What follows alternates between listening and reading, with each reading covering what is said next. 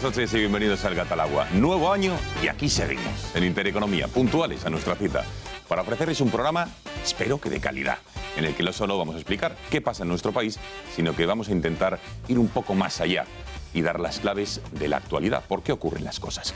Así que antes de entrar en materia, les deseamos a todos, en nombre del Grupo Intereconomía, un fantástico 2018. ¿Qué es lo que ha fallado este fin de semana para que más de 3.000 vehículos se quedaran atrapados en una autopista, la AP6, a unos 70 kilómetros de Madrid? Ha vuelto a pasar. Imágenes de caos, de descoordinación, de colapsos, familias enteras pasando la noche a temperaturas bajo cero. Hasta 16 horas han estado miles de vehículos atrapados en las carreteras. ¿De quién es la culpa, como les digo? De nadie. O eso parece al escuchar las declaraciones de unos y de otros. El gobierno dice que es de la empresa concesionaria, ya que, como saben, la AP6 es una autopista de peaje. La concesionaria, Abertis, acusa al gobierno. La DGT, la Dirección General de Tráfico, se lava las manos y apunta a los ciudadanos que dicen sabían del temporal y que, pese a todo, decidieron circular por esa autopista. Esta Dirección General emitió una nota informativa que publicaron todos ustedes advirtiendo del riesgo de circular por determinada zona afectada por el temporal, y aún así, bueno, pues ha habido conductores, bueno, pues que no se han entrado o han tomado decisiones que, bueno, que no han sido las apropiadas, ¿no?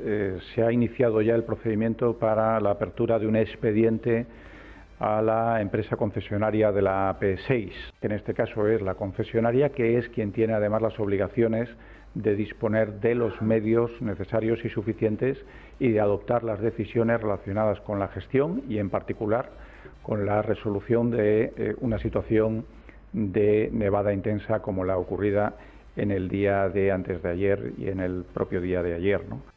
Aplicamos los protocolos de máximo nivel y se verá con las conclusiones del expediente qué es lo que realmente ha fallado. Intentaremos abordar todo este asunto desde la máxima ecuanimidad, con el fin de aportar soluciones a un caos circulatorio que, por desgracia, se ha vuelto a producir. Veremos otros precedentes y hablaremos con los más expertos en la materia. También vamos a dar, por cierto, voz a los afectados, a ciudadanos que tuvieron que pasar la noche entera atrapados por la nieve y nos van a contar su testimonio. De la crónica política nos vamos a ir una vez más hasta Cataluña, ya que quedan 9 días para que los nuevos diputados tomen posesión de su acta. Va a ser el próximo día 17. Las dudas en el independentismo siguen muy vivas y en aumento, diría yo, con la duda despejada de Oriol Junqueras, el expresidente, que va a seguir una temporadita más en prisión preventiva, ya que el Tribunal Supremo, entre otras cosas, considera que no tenía un compromiso, digamos, explícito con la Constitución. Ahora todos los focos se centran en el expresidente huido, en Carles Puigdemont. Hoy se ha confirmado lo que les anunciábamos la semana pasada, que tenía intención de ser investido nuevamente presidente de manera telemática y, una vez investido, aterrizar en Barcelona, ser detenido y puesto a disposición judicial. Podríamos decir que era una astuta jugada, o lo es, de poder realizarse, por cierto, que implicaría una imagen de gran repercusión, la detención de un presidente recientemente investido. La oposición ha valorado esta hipótesis de la siguiente manera. Está simple y llanamente fugado y creo que sería un sinsentido, una barbaridad. Nuestro reglamento no contempla el voto telemático, pero si lo hiciera, pues sería para cubrir las necesidades puntuales de un miembro del Parlamento que no se puede desplazar. Bueno, ¿y qué dice la ganadora de los comicios, Inés Arrimadas, de Ciudadanos? Sigue barruntando qué hacer. Si los días posteriores a los comicios tenía claro que no iba a presentarse a una investidura, ya que no contaba con los apoyos necesarios para gobernar, hoy no lo tiene tan claro, viendo, digamos, las grietas en el separatismo.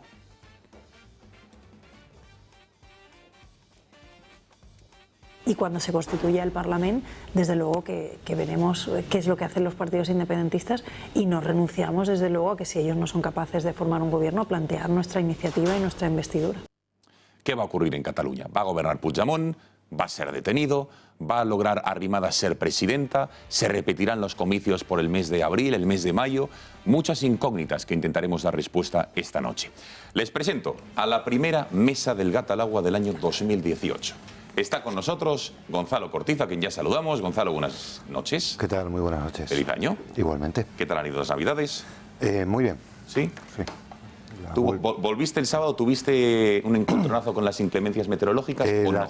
Vi la intensa nevada desde la ventanilla del Albia Tuve la suerte y fortuna de conseguir los 2 últimos billetes de Albia que había de Santiago de Compostela hacia Madrid, y por los pelos me libré, porque si no la única alternativa hubiera sido el haber viajado en coche, como tantas personas a las que les cuesta mucho trabajo el calcular el tiempo durante un periplo de 600 kilómetros. Quiero decir, no es lo mismo hacer voy a hacer 30 kilómetros por una zona que va a nevar, que calcular una distancia tan larga, y a los que nos vamos a la otra punta de España, pues a veces nos encontramos con que a las puertas de Madrid, cuando volvemos, pues nos encontramos con estas trampas, ¿no? Bueno, en cualquier caso, gracias, Gonzalo, por estar aquí. Bienvenido. Santiago Abascal, que regresa al Gatalagua, y yo que me alegro. Presidente de Vox. Presidente, buenas noches. Muy buenas noches, Gonzalo. Gracias por estar con nosotros. Feliz año nuevo. ¿Qué tal las Navidades? ¿Cómo han ido? Pues mira, yo creo que lo bueno, si breve, es 2 veces bueno, y las Navidades están muy bien pensadas. Algunos ya estábamos, a mí me gusta decir la verdad, y algunos, sobre todo los padres, yo creo que ya estábamos deseando que los niños volvieran a los colegios. Eso es. Pero de manera intensa. Bueno, pues claro, ya estamos, lunes 8, vuelta a la normalidad. Gracias, señor Abascal, por estar con nosotros. Mariano Calleja, también en el Gatalagua. Mariano, buenas noches. Buenas noches. Gracias por estar con nosotros en el Gato. ¿Cómo han ido estos días? Pues bien, familia y trabajando. Trabajando también, ¿no? Me tocó trabajar la noche de los hechos en la P6 y lo vi desde la redacción, o sea que bueno. Mucho caos, ¿no? Mucho caos y bueno, pues lo que decía también aquí el compañero, por lo menos el tren funcionó, que es una de las notas positivas de aquella noche, es que fallaron las carreteras, pero el tren en Albia pues llegó puntual a su destino, ¿no? Sí, sí, y lleno, hasta la bandera. Claro, no es de extrañar.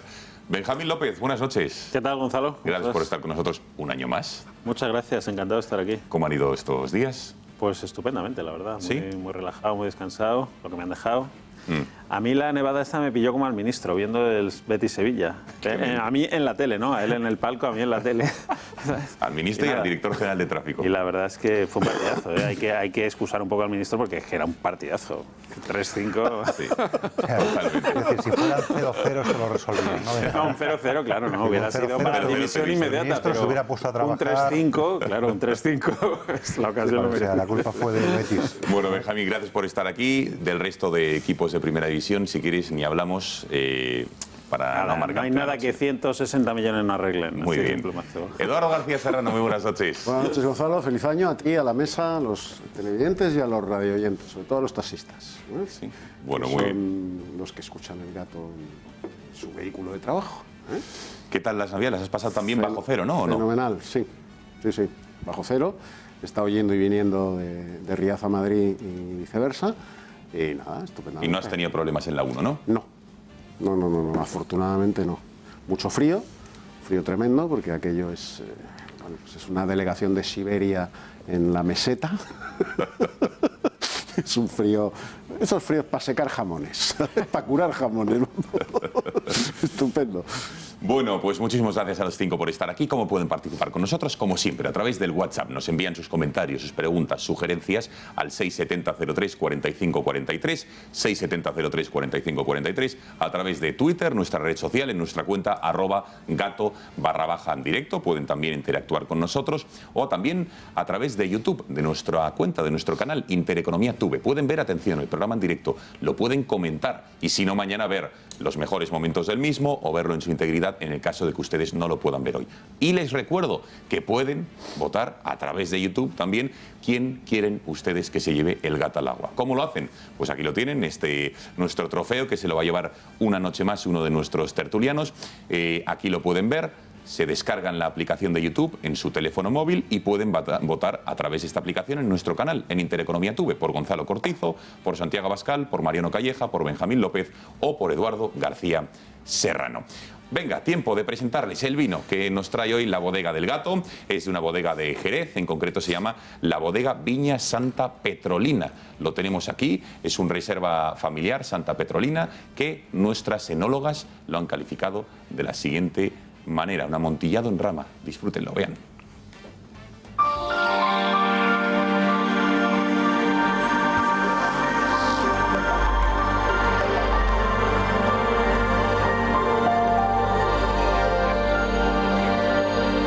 Muy buenas noches a todos. Somos Andrea Cerezo y Rocío García Francoy y nos encontramos de nuevo aquí presentando La Bodega del Gato. Esta noche volvemos a hablar de uno de los vinos que elaboran en la bodega de Jerez, Santa Petronila. Por eso nos acompaña de nuevo la periodista y gran conocedora de los vinos de Jerez, Paz Ibison. Bienvenida, Paz. ¿Qué tal? ¿Cómo estáis? Buenas, Paz. Muy bien. Paz, en mi opinión, los vinos de Jerez son los grandes vinos de España, pero también los más incomprendidos, yo creo. ¿Cómo explicarías este tipo de vinos a la gente? ¿Qué les dirías para incitarlos a beber? Pues la manera mejor de hacerlos atractivos es que lo prueben siempre comiendo con algo, porque no hay vinos, son muchos vinos, pero son tantos tipos tan buenos y todos van perfectamente con comidas que a veces no encuentran vinos que los acompañen. Son perfectos. La cachofa, es ¿verdad? perfecto Ese con tipo de la cachofa, cosas. con todas las comidas exóticas de ahora, los curries, las salsas. Pues muy cierto, son Paz. perfectos, es perfecto. A ver. Y no hay mejor manera. Es que te vuelves, cuando lo pruebas te vuelves loca. O sea, no puedes dejar de... Estoy totalmente de acuerdo contigo, Paz. La verdad es que enganchan. Pero bueno, a ver si logramos así acercar un poquito más los vinos de Jerez a la gente. Y ahora hablemos un poco del vino protagonista de esta noche. Se trata de un amontillado en rama, elaborado a partir de uvas de la variedad autóctona Palomino Fino, la variedad reina junto al Pedro Jiménez de la denominación de origen Jerez.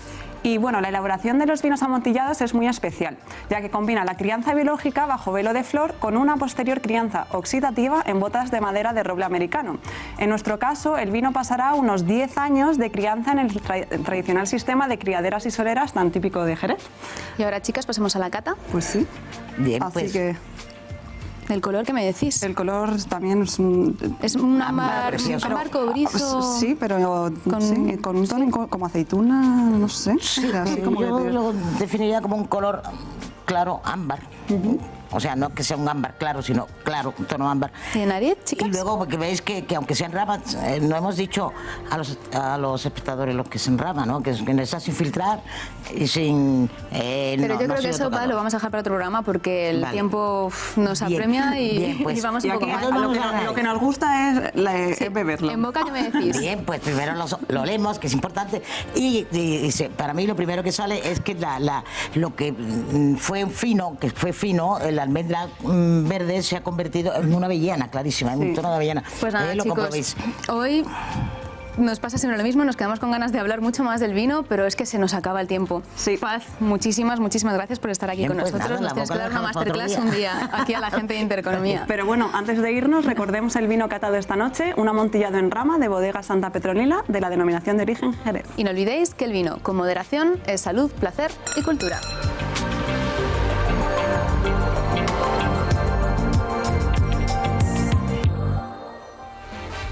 Parece, Benjamín?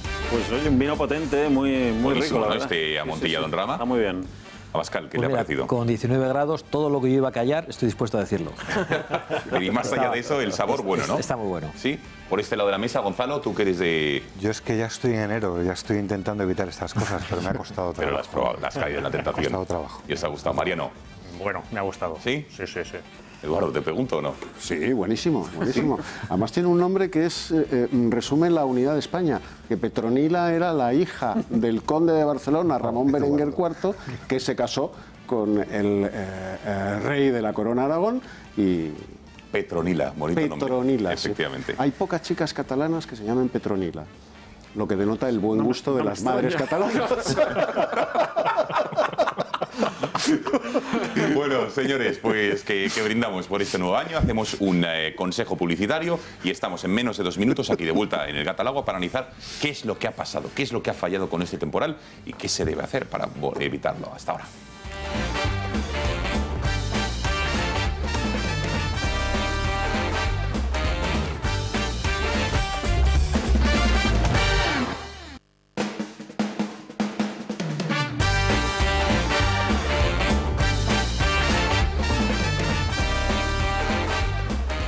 Bueno, en España nos ha hablado otra cosa, que es evidentemente la resaca de lo que ha ocurrido este fin de semana con ese temporal que ha azotado a gran parte de la península. Ojo, que mañana vuelven a bajar las temperaturas. Atención, que vuelven las nevadas, con lo cual esperemos que ya la gente haya aprendido la lección, tanto los ciudadanos como las autoridades, para que no se vuelva a repetir, aunque es evidente que va a haber menos afluencia en las carreteras porque justo este fin de semana era la operación retorno de la vuelta de las Navidades.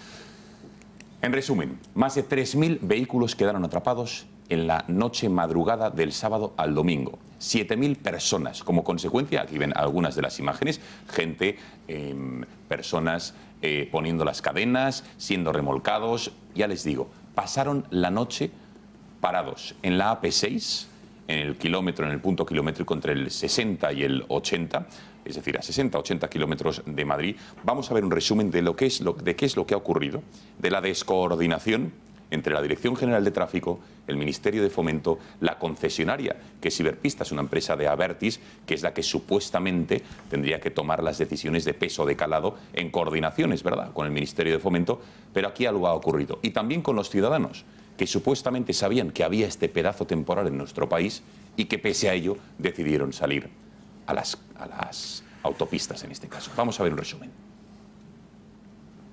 El temporal ha cubierto de blanco a media España.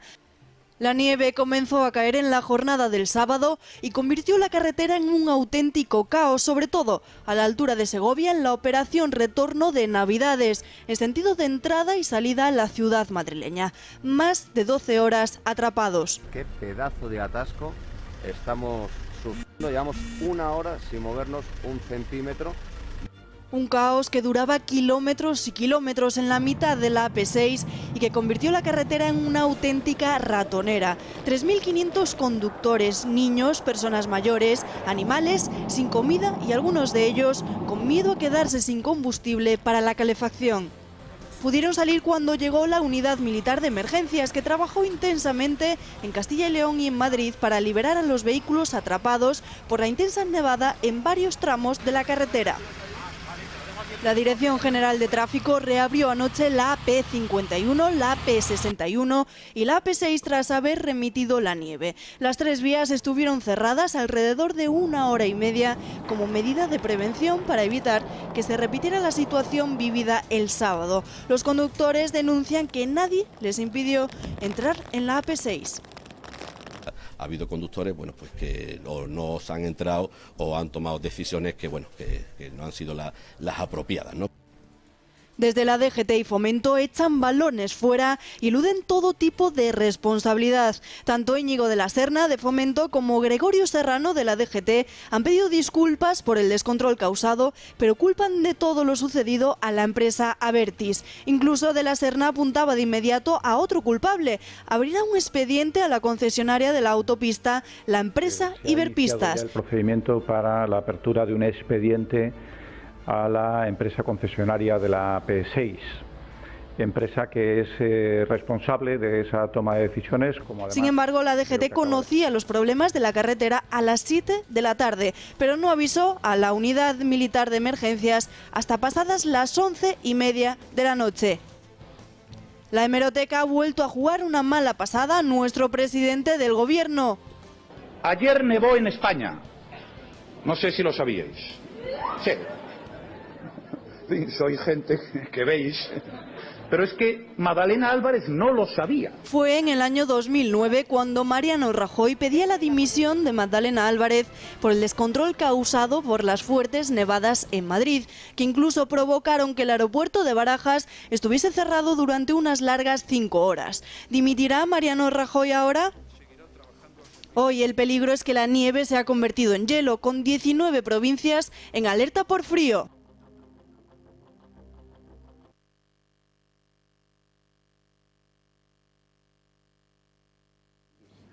Bueno, esto es lo que ocurría este fin de semana. Para analizarlo con más detenimiento y en concreto las horas críticas del rescate de esos miles de vehículos atrapados en la autopista, tenemos conexión con el teniente coronel de la UME, de la Unidad Militar de Emergencias, Rafael Dengra, quien estuvo presente en esas labores de ayuda. Teniente coronel Dengra, buenas noches. Hola, buenas noches. Bueno, usted estuvo presente en las labores de rescate de la madrugada del sábado al domingo, ¿es así? Sí, así es. Estuve presente allí pues unas 14 horas aproximadamente. 14 horas. Bueno, explíquenos, ¿a qué hora llegaron y qué se encontraron cuando llegaron a los tramos de autopista que estaban abarrotados de coches estancados por la nieve? Sí, los primeros elementos, que además coincide con que son estos que tienen detrás de mí, este es el personal que estaba de servicio en el momento de la intervención. Estos elementos salieron de aquí de la base en torno a la 1 de la mañana. Sobre las 2:30, a pesar de que el movimiento lógicamente no era de una velocidad normal, puesto que las condiciones meteorológicas no permitían un movimiento, una velocidad normal, pero bueno, en torno a las 2:30 aproximadamente llegaron los primeros elementos allí a la zona de la AP6. Teníamos coordinado con la Guardia Civil que nos recibiesen para de esa forma llegar lo antes posible a la zona donde estaban los vehículos atascados, y efectivamente en coordinación con la Guardia Civil pues inmediatamente llegaron a la zona donde era necesario el trabajo para ir sacando vehículos. ¿Cómo fue su trabajo, teniente coronel? ¿En qué consistió exactamente? A la 1 les avisaron y cuando llegaron a la zona, ¿qué labores tuvieron que hacer en concreto para aligerar y ayudar a tantos ciudadanos atrapados por ese temporal? Nuestra labor fundamental era abrir las vías de comunicación y rescatar al personal, sacar al personal. Fue muy laborioso, puesto que no se podían meter las máquinas quitanieves porque toda la carretera estaba bloqueada, entonces hubo que utilizar herramienta manual, hubo que palear bastante nieve para poder sacar los vehículos. La labor fundamental era esa, ir sacando vehículos y despejando la carretera, pero se hicieron otras labores también importantes, como atender a la base logística que alojó a personal civil en San Rafael. Yo hablo de mi zona de acción, puesto que en la UME intervino desde el sur, desde San Rafael, con el primer batallón, que es el que represento, y desde Villacastín, desde el norte, intervino el batallón de León, el quinto batallón. Es decir, que hubo dos esfuerzos y hacíamos lo mismo, lo único intentábamos converger como así fue al final. O sea, al final quedó la carretera totalmente despejada con los esfuerzos que hacíamos desde el sur mi batallón y desde el norte el quinto batallón. Esa era la labor fundamental. Pero como digo, pues luego se atendió a las bases logísticas, se apoyó al personal dándoles bebida caliente y apoyando a otras organizaciones, a Cruz Roja y a todas las que estaban a disposición de los correspondientes ayuntamientos que habían montado las bases logísticas. Cierto es que no era mucho personal el que se alojó en estas bases logísticas, puesto que una vez que se les abría paso lo que hacían era simplemente continuar su tránsito hacia Madrid, pero bueno, al personal que estaba alojado en estas bases pues también se le apoyó. Y luego durante el rescate pues como era como decía laborioso, pues hasta que se llegó a todos los vehículos, pues mientras se iba apoyando al personal que lo requería. Bueno, se entregaron mantas a todo el que lo necesitaba, se entregó agua, se atendió, los servicios médicos de la unidad atendieron a determinado personal, pero bueno, ningún caso grave, pero bueno, se atendió a 6 personas y bueno, esa era nuestra tarea allí en la zona. 6 personas que entiendo yo que a lo mejor estaban de nervios, o a lo mejor tenían falta, pues no sé, de alimentos, el estrés. ¿Cuáles eran, digamos, los síntomas o por qué les tuvieron que atender a estas 6 personas? Bueno, hubo un par de casos de personas diabéticas que requerían pues algo de insulina o simplemente algo de alimentos para controlar sus niveles. Luego se atendió a 2 niños también con hipotermias leves y tenía algo de fiebre, estaba malito uno de los niños y se le atendió, pero bueno, pudo continuar después, una vez que se sacó el vehículo, pudo continuar con sus padres. Y bueno, hubo una señora que sí tuvimos que evacuar a un centro hospitalario con nuestra ambulancia, por un problema de hipertensión, pero vamos, como digo, nada grave.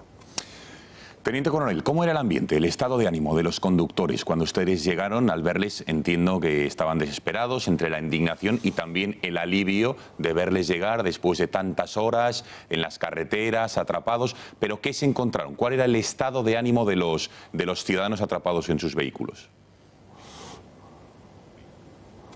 Bueno, mi percepción, pues lógicamente era ya la segunda parte que menciona usted, es la de alivio, ¿no? Porque lógicamente cuando llegas, pues no puedes vivir las experiencias previas que hayan podido tener de haber estado más o menos tiempo en sus vehículos, pero bueno, efectivamente cuando llegamos nosotros les llevábamos un caldo caliente, las mantas, el agua, pues lógicamente es expresión de agradecimiento fundamentalmente lo que recibimos, y de hecho veíamos que todos los vehículos según salían, pues siempre era despedida muy cordial y muy agradecida. Una vez más, Teniente Coronel, la UME acudiendo allí donde los necesitan para prestar ayuda fundamental ante las inclemencias, en este caso meteorológicas, o incluso también les hemos visto en los últimos años en las desgracias naturales, ¿no es así? Sí, la UME está preparada para intervenir en todo tipo de emergencias graves en las que se requiera, y efectivamente este mismo personal es el que intervino también en Chile, en los incendios de Chile el año pasado aproximadamente por estas fechas.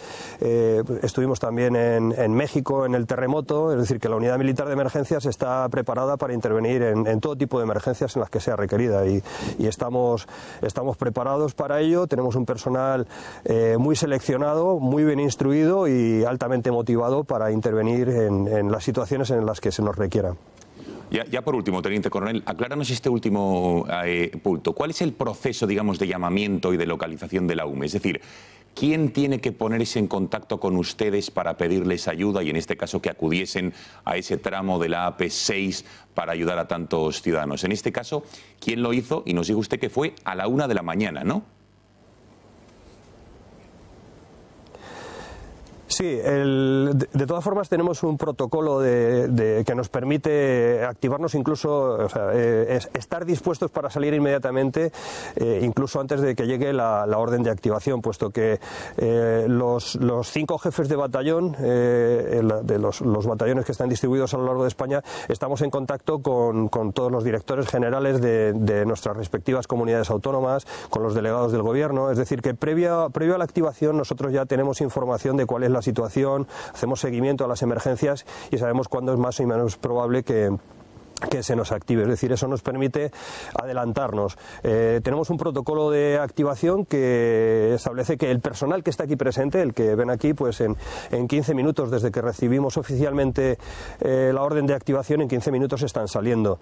Y después, pues el resto del personal, hasta los 3.500 militares que componen la Unidad Militar de Emergencias, bueno, pues hay unos plazos de incorporación y activación que nos permiten llegar de forma muy rápida a cualquier tipo de emergencia. En concreto a mi batallón, a los batallones. Sí, perdón. Sí, no lo decía, pero por aclararlo, entonces, a ustedes en este caso, ¿quién les avisó? ¿O quién les tiene que avisar? ¿Las comunidades autónomas que les piden ayuda, socorro, de rescate? ¿Es el gobierno? ¿Quién tiene que acudir a la UME para decirle, por favor, acudan ustedes a la AP6 para ayudar a más de 3.000 vehículos, 7.000 ciudadanos que están atrapados como consecuencia de la nieve? Sí, yo recibo la orden de mi teniente general. El teniente general jefe de la UME es el que activa los batallones, y el teniente general pues recibe la orden del Ministerio de Defensa a instancias del Ministerio del Interior. Eso es lo que establece el protocolo. Es decir, el Ministerio del Interior es el que le solicita al Ministerio de Defensa la activación de la UME, y de esa forma, a través de nuestro teniente general, nos llega a nosotros la orden de activación. Al Ministerio del Interior, pues según el protocolo, pues hay distintas autoridades que se lo pueden solicitar, pero vamos, a mí al final me llega la orden de activación por parte del teniente general jefe de la UME, que, como digo, lo hace por orden del Ministro de Defensa a instancias del Ministro del Interior. Queda clarísimo. Don Rafael Dengra, teniente coronel de la UME, de la Unidad Militar de Emergencias, muchísimas gracias por haber atendido a las cámaras del Gatalagua, y enhorabuena y gracias a usted y a sus compañeros que tiene usted detrás, que hicieron lo posible para que en la madrugada del pasado sábado al domingo rescatar a gran parte de esos 3.000 vehículos, casi 7.000 ciudadanos que se quedaron atrapados en la nieve y que gracias en parte a ustedes pudieron ser rescatados. Gracias y buenas noches. Muchas gracias, Gonzalo. Buenas noches. Bueno, con esta interesantísima entrevista al teniente coronel de la UME, hacemos una brevísima pausa de publicidad y regresamos con más testimonios, atención, de gente que quedó atrapada en la nieve, que pasó la noche ahí 16 horas en sus vehículos. Nos van a contar cómo fue ese calvario. También hablaremos con Mario Arnaldo, el presidente, una de las personas que más saben de seguridad vial en nuestro país, que nos va a explicar qué es lo que ha fallado, de quién es la culpa. Unos echan la culpa de unos a otros, nadie reconoce, asume responsabilidades, y también le preguntaremos cómo se debe pasar una noche casi en intemperie, nevando, cuánta autonomía tiene el coche de gasolina, qué hacer con la calefacción, en fin, interesantísimas preguntas, porque, ojo, las temperaturas en los próximos días van a bajar y puede volver a ocurrir lo mismo. Consejo de publicidad y estamos aquí de vuelta. Hasta ahora. ¿Quieres cambiar tu bañera y así evitar caídas y accidentes en el baño? Con Securibat eso está hecho. Securibat cambia tu vieja bañera por un plato de ducha antideslizante en el mismo día y sin obras molestas, sin líos ni complicaciones. Todo queda limpio y recogido. Securibat está tan comprometido con la seguridad en el baño que produce sus propios platos de ducha con un sistema antideslizante especialmente diseñado para evitar resbalones y peligrosas caídas. Securibat piensa en todo para que puedas disfrutar del placer de una ducha en casa con total tranquilidad y autonomía. Es tiempo de reformas. Anímese, llame ahora, pida su presupuesto gratuito y sin compromiso en el 900-101-191. Repito, 900-101-191 o en securibat.com. Recuerde, Securibat presta servicio en todo el país. Llámeles y visite su tienda más cercana. Y si reside en Madrid, no deje de visitar su exposición situada en la calle Hermosilla 54. Securibat, obras limpias, rápidas, garantizadas y buenos precios.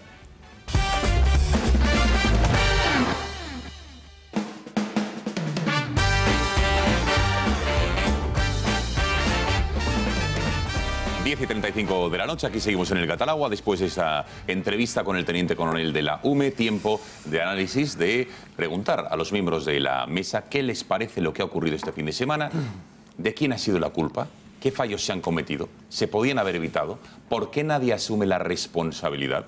Algunos piden las dimisiones. Va a comparecer esta semana el ministro de Fomento, el del Interior. ¿Qué es lo que ha ocurrido? Reacciones, análisis. Bueno, pues hombre, vamos a ver. Culpas, yo creo que no hay un solo culpable y entre todos la mataron y ella sola se murió. Creo que todo el mundo podía haber hecho algo más de lo que hizo, incluidos los conductores, por supuesto, que todos tenemos nuestra responsabilidad. Pero sobre todo coincido en esto con el Gobierno, que el peso de la responsabilidad recae sobre la empresa, ¿no?, concesionaria del servicio. Al final es la que tiene que garantizar que tú pagas, además, si pagas un servicio bastante elevado, que puedes transitar por esa autopista y si no puedes transitar, pues no te deberían dejar pasar. Si la autopista no está en condiciones, desde luego no cobrarte como llegaron a cobrar a la gente que pasaba, cobraban y al final se quedaban tirados ahí, ¿no? Hay que conocer la letra pequeña del contrato que tenga, desde luego, el Estado, Fomento con la concesionaria, pero aparentemente, desde luego, si tienes una concesión, tienes que explotar esa vía para lo bueno y para lo malo, ¿no? Eso dicta la lógica, por lo menos. Y por lo tanto tienes que tener la autopista en condiciones y si no eres capaz de tenerla, pues avisar en su debido momento. El problema es que si tú no avisas a tiempo, es muy fácil que se produzca un caos circulatorio. En cuanto dos coches se cruzan en la carretera, nadie los puede apartar, las quitanieves ya no llegan. Cuando se actúa un poco tarde es ya demasiado tarde. O sea, no, creo que no, sobre todo con una nevada de estas características, ¿no? Es verdad que el Gobierno en su día, con el tema de Magdalena Álvarez, con aquella otra nevada también tremenda, que afectó sobre todo al cinturón de Madrid, ¿no?, y al aeropuerto de Barajas. Sobre todo al aeropuerto, ¿no? Fue lo más... No, y bueno, sí, al aeropuerto, y causó un caos circulatorio, pero ya digo que en el cinturón de Madrid, ¿no? La gente tardó horas y horas en llegar a su trabajo, etcétera. Bueno, es cierto que en aquel momento el Gobierno pidió la dimisión de la ministra. No, el Gobierno no, la oposición, quieres decir. Perdón, la oposición. Sí, con Rajoy a la pidió la dimisión de la ministra, ¿no? Magdalena Álvarez.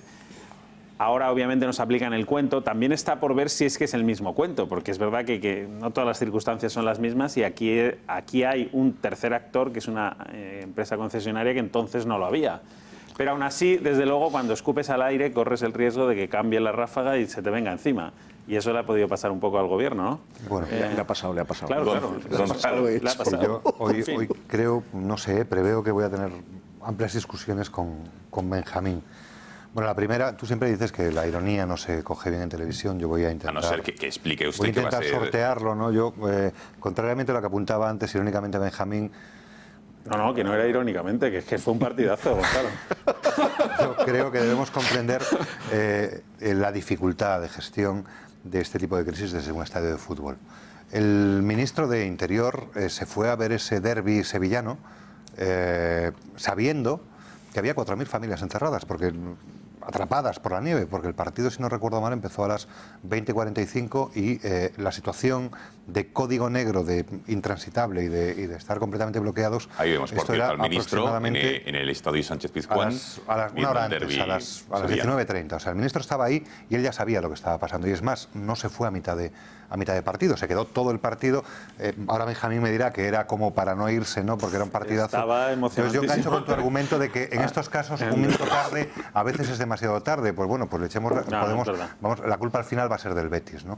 Yo no sé. Estoy de acuerdo contigo, Gonzalo. Estoy sorprendido por todo y sobre todo ese escupitajo del que tú hablas así tan gráficamente, que se le ha venido de vuelta en este caso a Rajoy, porque fue Rajoy el que en ese vídeo que hemos visto antes pedía con esa vehemencia a la cabeza de la ministra de Fomento. En un caso, el de 2009, que si no recuerdo mal, habían fallado las previsiones meteorológicas, no como ha sucedido este año, y en el que, bueno, sí, hubo claramente un bloqueo en el aeropuerto de Madrid y en las vías de circulación de Madrid, pero no hubo 16 horas de niños, de familias, de 4.000 familias encerradas en una carretera, que yo creo que es una situación bastante dramática. Dentro de esa vuelta, ¿no?, de los argumentos, cuando tú criticas y luego te encuentras en la situación de gestionar, a mí me llama la atención y enlazo con la entrevista al teniente de la UME, porque el tema de la UME ha sido también sobradamente comentado por el Partido Popular, que ha calificado esta unidad militar de emergencias como capricho faraónico, instrumento inventado, y ahora resulta que son los grandes salvadores. Cuando dices, Gonzalo, perdona, la ha calificado, te refieres, la calificó en su día, ¿no? En el momento de su creación, cuando Zapatero decide crear esta especie de unidad militar no de guerra, sino de servicio civil y público. De alguna manera las críticas fueron como, ¿esto qué es? ¿No? Pero, y ahora, sí, cada vez que pasa una cosa de estas, pues todos estamos esperando que la UME venga corriendo. De esa entrevista, por cierto, me quedo con un dato. Es un dato horario, la 1 de la madrugada, que es cuando reciben el aviso. Cuando la unidad militar de emergencias recibe el aviso. Supongo que el ministro, en este caso, pues estaba llorando todavía la derrota de su equipo en ese derbi. Has vuelto a la ironía ahora, ¿no, Gonzalo? No, lo digo porque como vas y vienes de la ironía, no, vale, para situarlo, vale. Vale, tú me vas, me vas haciendo los análisis del código. Y bueno, me llama la atención eso, 1 de la madrugada, que la unidad militar de emergencia reciba el primer aviso. Claro, consiguieron llegar a las 2, o sea, bastante. Si alguien lo ha hecho bien, es verdad que han sido ellos, ¿no? Y luego, solo para esta primera intervención, hacer una pequeña mención a un asunto con el que tampoco estoy de acuerdo contigo, Benjamín, desde el... Pues estamos de acuerdo en todo lo que hemos dicho. De verdad que no. Era cuando yo iba a decir... Bien, empezamos en los gallegos. Momento, vamos a... Los gallegos son muy dados a buscar un prestige a la vuelta de la esquina. Vamos a tirar con pala. No vayas por ahí, que si no... Y aquí no, yo no veo un prestige. No vayas por ahí. En lo demás estamos de acuerdo. ¿Los gallegos o los socialistas? No lo buscamos porque... Los socialistas gallegos.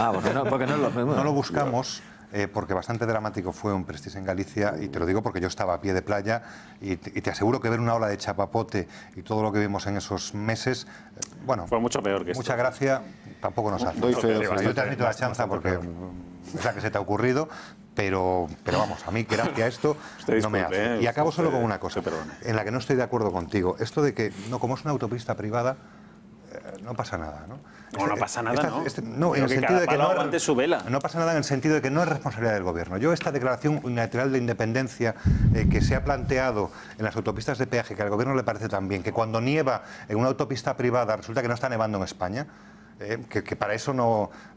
Es decir, a mí me sorprende. Pero es que además no me has escuchado con atención, porque he dicho que todos tienen siempre su parte de responsabilidad. Siempre con atención. Pero que a lo mejor... Tanta que se me cae el bolígrafo. No todos tienen el mismo grado. Todos tienen una parte, pero a lo mejor no todos en el mismo grado. Ampliamos, venga, más opiniones. Venga, Eduardo. Bueno, estoy absolutamente de acuerdo con lo que ha dicho Gonzalo Corcizo del Prestige. Yo estuve allí retirando chapapote y, por cierto, el ejército español también. No existía la UME, el ejército español, antes de que existiera la UME, ya acudía a las labores de rescate, de ayuda, de auxilio a la población civil inmersa en un desastre natural o desencadenado por la mano del hombre. Siempre ha estado ahí el ejército. Lo que hace Zapatero es vertebrar una unidad especialmente dedicada a eso. Pero el ejército español ya acudía a ayudar a la población civil, o sea, a su pueblo, en situaciones de catástrofe, siempre. Bueno, yo ayer viendo las imágenes y hoy escuchando al teniente coronel de la UME, recordaba cómo termina Oswald Spengler su decadencia de Occidente. Al final es siempre un pelotón de soldados el que acaba salvando a la civilización.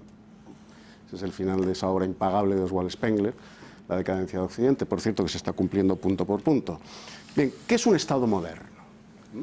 Podemos decir, en función de lo que hemos visto, que España es un Estado moderno, presumimos que es un Estado moderno. Bueno, pues no hacen falta sesudos análisis para ver lo que es un Estado moderno, porque hemos visto lo que sucedió ayer.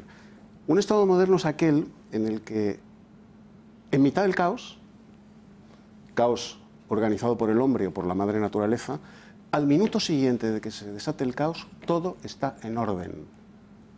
Todo está en orden. Los mecanismos de seguridad, de ayuda, de socorro, funcionan como un reloj suizo y con disciplina prusiana. ¿Sucedió esto ayer? Evidentemente no. Pero es que además no es la primera vez que pasa.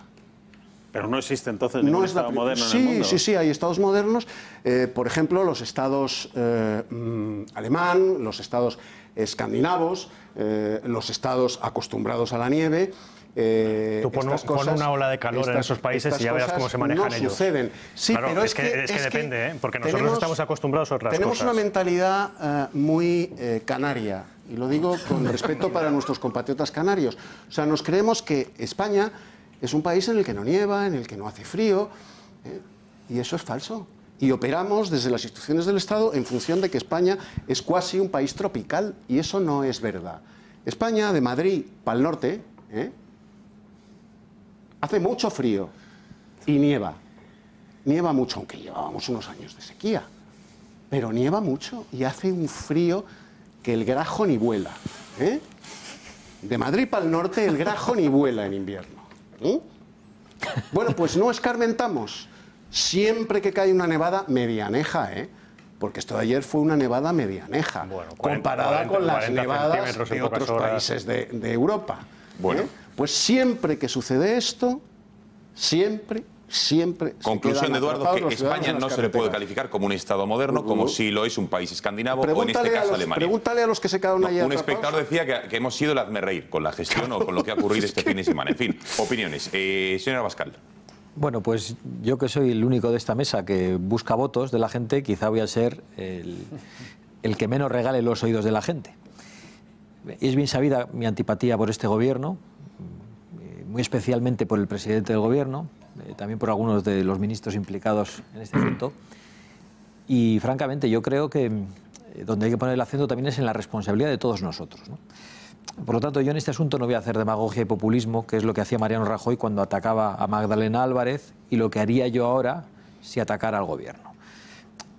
Yo he estado atrapado también en la nieve, en la Nacional 1 hace unos años, con niños pequeños, unas cuantas horas menos que lo que ha estado atrapado toda esta gente, pero en una situación de tensión, de preocupación, y francamente creo que lo que cada uno tenemos que hacer es un examen de conciencia.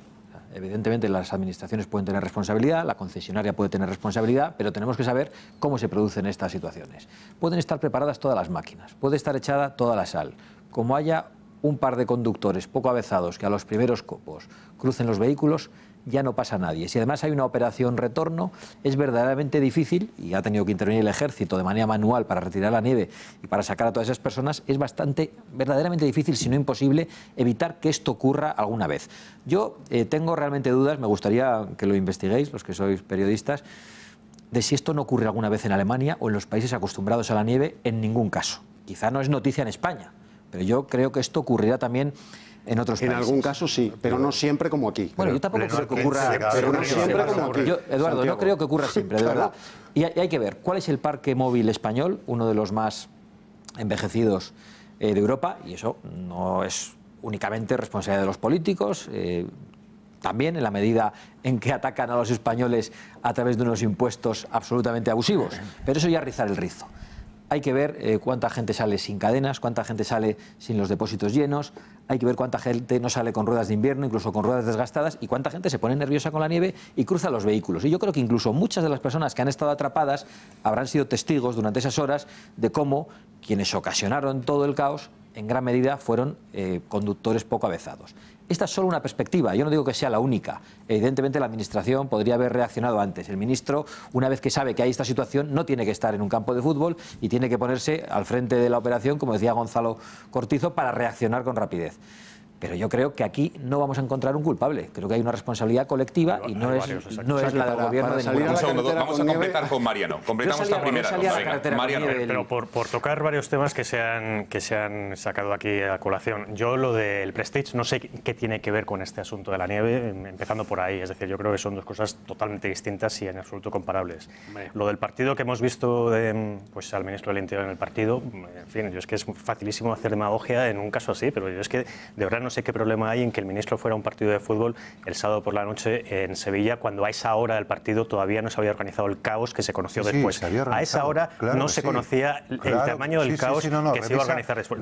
Revisa los mensajes del Ministerio del Interior y de la DGT. Había empezado a nevar, había una nevada y desde luego había problemas, pero si por una nevada y por problemas en una carretera no se va a poder ir a un partido de fútbol, a mí me parece que estamos sacando las cosas bastante de quicio a esa hora. A las 19:30 sí, la DGT afirmaba que era situación negra, bloqueo. Si me sé muy bien las horas, porque de hecho había aviso especial de la Agencia de Meteorología desde 2 días antes. Es decir, el aviso, por supuesto, existía. Desde luego, el riesgo negro que dices tú, de zona negra y todas estas cosas.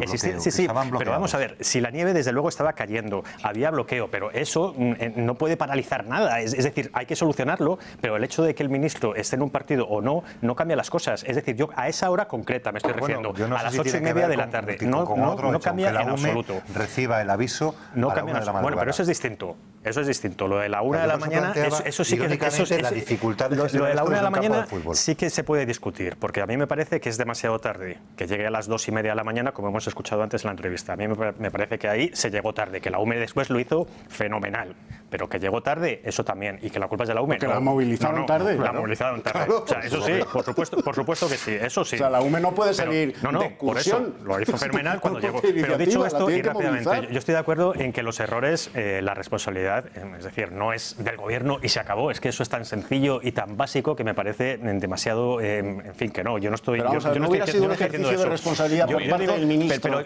sabiendo la que se podía venir encima, porque los partes meteorológicos se dan con mucha anticipación. Si no ha acabado sabiendo la que se podía venir encima. Vamos a dejar concluir a Mariano y después entramos en la guerra dialéctica. Pero yo creo que los responsables, en primer lugar, los conductores. Yo estoy con Santiago Abascal. Es decir, si es que se está avisando, lo sabes. Si tú coges el coche y te vas a meter por la autopista, probablemente que más conflicto puede crear, puede tener a la hora de una nevada, pues oye, tú sabes lo que estás haciendo y sabes además que es operación retorno y que va a haber tráfico. Eso por un lado. Luego, por otro lado, incluso los medios de comunicación, si se prevé una situación así de complicada, pues a lo mejor teníamos que haber hecho un esfuerzo por informar mucho más de esa situación. Y dicho también entre paréntesis, está muy sobrevalorado lo que son las redes sociales, porque se informó muchísimo a través de Twitter como si la gente utilizara Twitter continuamente. Y Twitter lo utilizamos los periodistas, los políticos. 4 gatos. Y 4 gatos. Eso es cierto. Es decir, bueno, vamos a tener testimonios. Venga, porque vemos en pantalla a Mario Arnaldo, que como saben es una de las personas que más sabe de seguridad vial de nuestro país. Es el presidente de Automovilistas Europeos Asociados. Le quiero saludar. Don Mario, buenas noches. Muy buenas noches. Enseguida, don Mario, estamos con usted. Me interesa muchísimo saber cuál es el análisis de la situación de lo que se ha vivido en esas 20 horas aproximadamente caóticas que se han vivido en las carreteras y sobre todo en ese tramo de Madrid. Pero antes quiero hablar con Susana Rueda, que es una ciudadana que estuvo desde las 12 de la noche hasta las 10 horas retenida, estancada en el punto kilométrico 80. Susana, buenas noches. Hola, buenas noches. Bueno, cuéntenos, en primer lugar, ¿de dónde venía usted? Entiendo yo que iba dirección a Madrid, volvía o regresaba de donde estuviera, ¿y qué es lo que ocurrió? Bueno, nosotros veníamos de Valladolid, habíamos ido a pasar el Día de Reyes allí, y bueno, pues salimos de Valladolid a las 6:30 y durante 100 kilómetros pues estaba nevando, pero íbamos circulando bien, despacio, pero bien. Y el problema llegó pues en el kilómetro 100 aproximadamente, en San Chidrián. Vimos la P6 estaba totalmente cortada por la Guardia Civil, había coches y motos, y nos desvían hacia otra carretera. Al pasar por delante de la Guardia Civil, pues le preguntamos qué ocurría, y nada, nos dicen que a la altura de San Rafael pues que está totalmente colapsada la carretera y tenemos que ir por la nacional. Bueno, a nosotros esto pues nos asusta un poco porque entendemos que si una autopista está cerrada por nieve, pues una nacional pues estaría peor. Pero bueno, para allá vamos, estamos en esa carretera que nos lleva a la nacional durante 2 horas, totalmente parados, hicimos 2 kilómetros. Y bueno, tuvimos la gran suerte que en esos 2 kilómetros había una gasolinera. Entonces se nos ocurrió parar para llenar el depósito, comprar agua y bueno, pues por si acaso comprar alguna cosa. Miramos cadenas, pero las medidas que había no encajaban con las de nuestro coche, por tanto no las pudimos comprar. Y bueno, pues salimos de la gasolinera y nos volvimos a encontrar esa carretera otra vez totalmente cortada por la Guardia Civil, en la cual nos indican que tenemos que darnos la vuelta otra vez hacia la autopista porque la han abierto. Así que bueno, pues nos alegramos porque así evitábamos el puerto, que era lo que nos daba un poco de miedo por el tema de la nieve.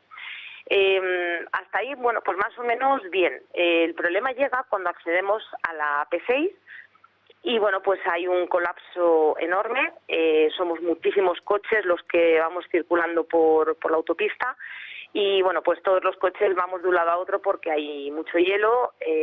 Yo delante llevamos una furgoneta que va patinando constantemente hacia la izquierda, hay golpecitos pequeños y bueno, pues estamos ahí alrededor de 2 horas sin avanzar prácticamente, bueno, avanzamos unos 10 kilómetros. Y de repente otra vez nos volvemos a encontrar coches y motos de la Guardia Civil que vuelven a bloquear la P6. Nos paramos todos porque la Guardia Civil no nos deja pasar y de repente en un momento pues la Guardia Civil se va y todos nos quedamos ahí parados sin saber qué hacer, sin saber si podemos continuar, no podemos continuar. Los primeros coches, que son los que tienen que abrir camino, se quedan parados. Entiendo que porque la Guardia Civil les diría que se pararan, no lo sé, porque nosotros estábamos más atrás. Y ahí estuvimos parados, que fue el momento más incertidumbre, porque no sabíamos, eran ya las 12 de la noche y no sabíamos qué hacer. Entonces, bueno, pues vimos a la derecha, pues era el kilómetro 80 en Villacastín, vimos una vía de servicio, nosotros estábamos situados a la derecha y decidimos meternos en esa vía de servicio pues para protegernos un poco. La vía de servicio estaba desbordada de gente, así que dejamos el coche ahí en la misma autopista a la derecha. Llamé a la DGT y bueno, pues salió una grabación, llamamos varias veces y no había manera de hablar con nadie. Una amiga, pues con Twitter, que por lo visto era el único medio en el que había información real, pues nos iba mandando WhatsApp de lo que iba sucediendo. Y nada, pues decidí llamar a la Guardia Civil de Villacastín para que nos orientara qué debíamos hacer. Y bueno, pues nada, nos dijeron que había un colapso enorme, que nos aconsejaban que nos echáramos a la derecha y que durmiéramos hasta el día siguiente. Les pregunté qué debíamos hacer con el coche, si arrancado, que no sabíamos, nunca nos había dado el caso. Sí. Y nada, nos dijeron que con el contacto encendido y la calefacción puesta, siempre que tuviésemos gasolina, y como acabamos de repostar, pues así lo hicimos. Y bueno, pues ahí estuvimos hasta las 6 de la mañana, que la Guardia Civil nos dijo que llamáramos por la mañana a ver cómo iba la cosa, y a las 6 nos indican que bueno, que están atendiendo a gente que no tiene agua, gente que no tiene, pues niños pequeños, gente que se pone nerviosa, accidentes, golpes, y que bueno, que esa es la prioridad absoluta para la Guardia Civil, y bueno, que han llamado a la UME para que nos ayudaran porque no estaban desbordados, que lo sentían muchísimo, la verdad que fueron muy amables, pero que al día siguiente llamara. Llamé por la mañana a las 6, me dijeron que paciencia, que iba para largo, que en San Rafael había un atasco, o sea, que estaban muy desbordados y que lo sentían muchísimo, pero que no me podía dar más información. Sí, dime. ¿Y esto hasta las 10 de la mañana? Yo llamé a las 6 y luego a las 10 de la mañana es cuando vemos, viene un coche de la UME, sí. Se bajan, paran en mitad al lado donde estábamos nosotros y claro, al verlo pues salimos todos los coches corriendo para pedir información y entonces ahí nos informaron que habían limpiado totalmente la nacional, que la autopista nos olvidáramos, que no había manera de seguir andando por ella. Y bueno, que nos iban a dar la vuelta, nos iban a ayudar con las máquinas quitanieves, sí. A dar la vuelta con los coches para ir en sentido contrario, otra vez a coger la carretera en la que estuvimos atascados horas antes para salir a la Nacional, que estaba totalmente limpia. Le dijimos que no teníamos cadenas, que nos daba miedo, pero nos dijeron que no nos preocupáramos, que estaba totalmente limpia. Susana, ¿mucho frío por la noche? Nosotros no, porque tuvimos toda la noche la calefacción puesta. Y no tuviste problema al estar el depósito lleno, no hubo problema de combustible, ¿no? Exacto, además así nos lo asesoró la Guardia Civil. Sí. Pues Susana Rueda, muchísimas gracias por tu testimonio de esas más de 12 horas o aproximadamente en las que estuvisteis atrapado. Gracias por contárnoslo y buenas noches. Vale, gracias, buenas noches. Hasta luego. Bueno, seguimos con la conexión con Mario Arnaldo, que volvemos a saludar. Don Mario, buenas noches, gracias por atender a las cámaras del Gato. Muy buenas noches de nuevo. Bueno, hemos escuchado a Susana, un testimonio impactante. También hemos hablado con un teniente coronel de la UME que nos ha explicado cómo fueron esas labores, digamos, de ayuda, de rescate. Pero ¿qué ha fallado, señor Arnaldo, a su juicio? ¿Se podía haber evitado que esos 3.000 vehículos, casi 7.000 ciudadanos, se vieran afectados por el temporal y tuvieran que pasar, como ha sido el caso de Susana, la noche a la intemperie, en la carretera, nevando? Sin duda. Mire, la nieve es un fenómeno que no es evitable. La Administración no puede hacer nada para que deje de nevar. Pero precisamente casos como estos y acontecimientos como estos se pueden prever. Máxime cuando además hubo una información de alerta meteorológica. Por tanto, en este sentido, y es muy elocuente, la doctrina que ya en el año 2010 el Tribunal Supremo estableció desde el punto de vista jurídico para establecer la responsabilidad en casos similares a este. Ocurrió en la AP1 en Burgos Armiñón un caso como este que condenaron a la empresa concesionaria porque la responsabilidad es clara de la empresa concesionaria del peaje. Y establece el Tribunal Supremo que, siendo previsible, se puede adoptar las medidas adecuadas. Primero, con un aumento de la información, para que el ciudadano, antes de entrar en la autopista, pueda saber en qué situación se va a encontrar. Se tiene que adoptar medidas para aumentar también los medios materiales y humanos que se necesitan en cada momento. Piensen que el plan de vialidad invernal que hacen las autopistas lo hacen cada temporada, pero luego tú tienes que ajustar las necesidades a cada nevada, a cada fin de semana o a cada día.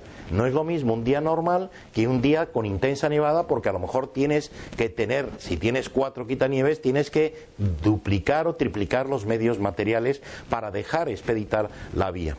Estamos hablando de un servicio público esencial, como es una autopista de peaje, por lo cual el ciudadano paga un servicio para ir con seguridad, para circular con seguridad. Pero es que además, fíjense, también precisamente el Tribunal Supremo establece que se tiene que informar de los posibles accidentes que se pueden producir. Es decir, que es normal que se pierda el control en estas circunstancias porque haya personas que, teniendo precaución o no teniéndola, puedan tener un accidente, y también se tiene que prever la actuación inmediata para que no quede bloqueada la autopista. Y en última instancia, prevé que se pueda cortar, si es inevitable, esa autopista. Y quiero recordar una cosa. Miren, ustedes recordarán que en el año 2013 empezó un fenómeno en Cataluña, precisamente de gente que no quería pagar el peaje, no vol pagar. Bueno, pues se tuvo que modificar la ley de autopistas precisamente, y en el año 2013 se estableció, para evitar y para poder denunciar a quien no pagaba el peaje, se estableció y se le otorgó la condición de autoridad temporal a los empleados de las autopistas. Es decir, un empleado de autopista, una ausencia de la Guardia Civil o de la autoridad, se convierte en autoridad y puede decidir el cierre de una autopista, y además incluso aquel que no está en condiciones de circular porque no lleva cadenas, porque no tiene dibujo en las ruedas, se le puede inmovilizar el vehículo, se le puede ordenar e impedir que pueda acceder. Bueno, quiero recordar además que la circulación de vehículos a motor no es una actividad libre y, por tanto, la Administración tiene responsabilidad. En este caso, la autopista tiene la responsabilidad, y por darle se puede pedir una indemnización que, para tengan una referencia, en el año 2004 que ocurrieron estos hechos, el Tribunal fijó solamente como daños morales 150 euros por cada perjudicado por daño moral, con independencia de que luego después la gente pueda acreditar otro tipo de daño, pero además es que la devolución del peaje, por supuesto, aquel que haya pagado, pero sobre todo que también hay que tener en cuenta que no solamente es la autopista de peaje, sino la Administración, la Dirección General de Tráfico, y yo me he quedado perplejo de las declaraciones del director general de tráfico tratando de responsabilizar a los automovilistas que quedaron atrapados. Vamos a ello, señor Arnaldo. La ley de tráfico establece que en primer lugar, es de la Dirección General. Señor Arnaldo, en primer lugar, era sabido por todos, o al menos por las partes y por los ciudadanos que se suelen informar, que este fin de semana se iba a producir un temporal y que iba a afectar a media España, con lo que ¿cree que hubo un problema de mala información o desinformación? Porque claro, todo el mundo dice, en Twitter había actualizaciones y demás, pero una persona mayor o una persona que no utiliza las redes sociales, que no tiene Twitter en su teléfono móvil, ¿cómo se informa? Más allá de ver los telediarios, lo digo porque yo no sé si no están bien los cauces de información, si es que ha habido desinformación, ¿cómo sabían los ciudadanos de que podía haber o podía ocurrir lo que ocurrió finalmente? Mire, fue una inadecuada información. Y prueba de ello es que 4.000 personas quedaron atrapados en una autopista, en una ratonera. Es decir, la información no funcionó. Y uno se puede informar primero. Hay unos postes que nos hemos gastado mucho dinero en esos paneles. Yo no solamente puedo tener información a nivel nacional de lo que ocurre en el País Vasco, si no voy a circular el País Vasco y circulo por Andalucía. Es decir, la información se tendrá que dar sectorialmente y al destinatario que le interesa. Pero es que en la carretera hay unos paneles de información donde hay que dar esa información precisa y adecuada. Y desde luego eso a esas 4.000 personas no les sirvió esa información. Información previa. En segundo lugar, si era impracticable, porque puede ser, porque hemos dicho que la nieve, un temporal, puede ser impracticable. Pero atención, vamos a diferenciar este fenómeno que era previsible con la caída de una luz. No se ha caído una montaña de repente y se ha caído al sur y se ha cortado la autopista. No. Era una cosa prevista. Tenía que haberse evitado ese corte. Claro, pero es que no se adoptaron los medios necesarios. Bien. Y además no se cortó, si fuera necesario, no se cortó, que se hizo el domingo. El domingo sí hubo cortes intermitentes para impedir el colapso. Pero entonces vamos a ver, señor Arnaldo. La inadecuada información a lo largo del atrape. Sí, lo digo para intentar ser lo más didácticos posible. Sí, la AP6 es una autopista que tiene una concesión, en manos en este caso de Iberpistas, de Abertis, que es la que gestiona, digamos, el servicio de esta carretera de pago. El Gobierno y la DGT dice que es la responsabilidad de Abertis, ya que cobran a los vehículos por circular por ahí. ¿Quién tenía la última palabra? ¿De quién es la última responsabilidad? ¿De la concesionaria, que es la que podía haber dicho se circula o no se circula, o del Gobierno? Lo digo porque aquí todo el mundo está escurriendo el bulto y aquí intentamos ser ecuánimes. No, la responsabilidad es de la autopista de peaje, de la concesionaria. Y es a quien se le puede pedir la indemnización, con independencia de la responsabilidad que pueda exigir desde el punto de vista administrativo el Ministerio de Fomento o sancionar si ha incumplido. Pero estoy hablando la responsabilidad respecto del usuario, del consumidor, que es el automovilista que ha utilizado esa autopista. Y por eso he dicho que puede y tiene la potestad la empresa concesionaria. Pero atención, no nos equivoquemos, porque esas decisiones de aquellos tramos de autopista que son de su responsabilidad. Pero es que hay otros muchos tramos que son los que canalizan desde zona libre y abierta, que depende del Ministerio de Fomento, hacia la autopista, que ahí la autopista no puede actuar. Y es la Administración y la Dirección General de Tráfico quien tiene la potestad para decir si yo en Adanero, antes de entrar, desvío la atención, que es lo que ocurrió en este caso que acaban de comentar de esta persona que afectada, puede desviarte a la Nacional 6, a la Nacional, o ir por la autopista. Es ese tramo que depende no de la concesionaria. Por tanto, aquí no desviemos. Sí, la concesionaria tenía que haber evitado y tenía que haber tomado la decisión, pero también la Dirección General de Tráfico. Vale, señor Arnaldo, decía Susana, esta ciudadana que hemos entrevistado, ha corroborado, digamos, ese mito que hay en España, que le pido que nos diga si es cierto o no, de que las autopistas de pago, digamos, tienen mejor reputación a la hora de pues que no se produzcan este tipo de fenómenos que las que no son de pago, que las nacionales o las que no son A, las que son únicamente pues la 1, la 2, etcétera, etcétera, ¿no? Es decir, que las de pago tienen, digamos, mejor... en fin, dan mejores servicios. Usted corrobora esto porque unas dependen de Fomento, del Estado y otras de la concesionaria. ¿Cuáles tienen mejores servicios y son más fiables en este tipo de inclemencias meteorológicas? Mire, son todas igual de fiables. Son todas igual de fiables. Lo que pasa es que la percepción que tiene el usuario es que precisamente una autopista de peaje, precisamente pagas un peaje por ello, es mucho más segura. Es mucho más segura que una carretera nacional, en este caso la comparación de uno y otro. Es decir, no, y por eso, y hay una cuestión, que por eso está en el debate de si recuperar el Ministerio de Fomento la explotación de las empresas de las autopistas de peaje.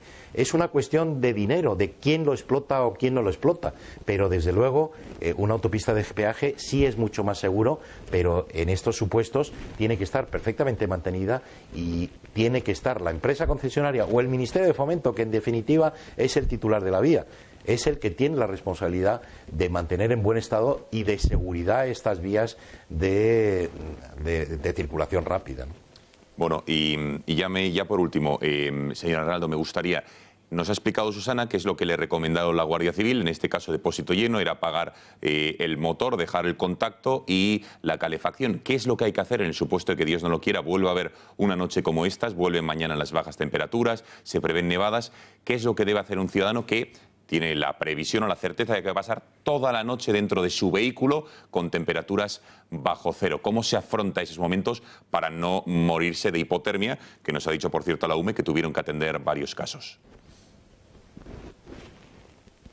Sin duda, yo espero que esto no vuelva a ocurrir, pero en cualquier caso, eso es lo que hay que tratar de hacer.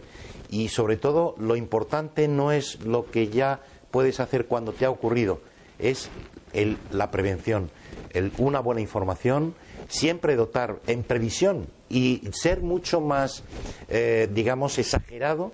Ser excesivamente exagerado llevando comida, llevando mantas dentro del vehículo. Y un consejo, yo siempre digo que las cadenas, aunque ya no todos son cadenas, hay más sencillas como pueden ser los forros, que tienen igual de eficacia, pero yo siempre digo que las estrenen no ahora, no en enero, en invierno, estrénenlas en agosto, que es cuando uno, sin problemas, puede practicar, porque cuando hay nieve y estás en una situación de frío, de nerviosismo, es muy difícil que puedas actuar. Y desde luego hay una cuestión, si tú dejas bloqueado a la gente, mire, en 2 centímetros de nieve las cadenas pueden ser efectivas. En 20 centímetros de nieve, si has dejado toda una noche a la gente bloqueada, desde luego es difícil de poder actuar ahí.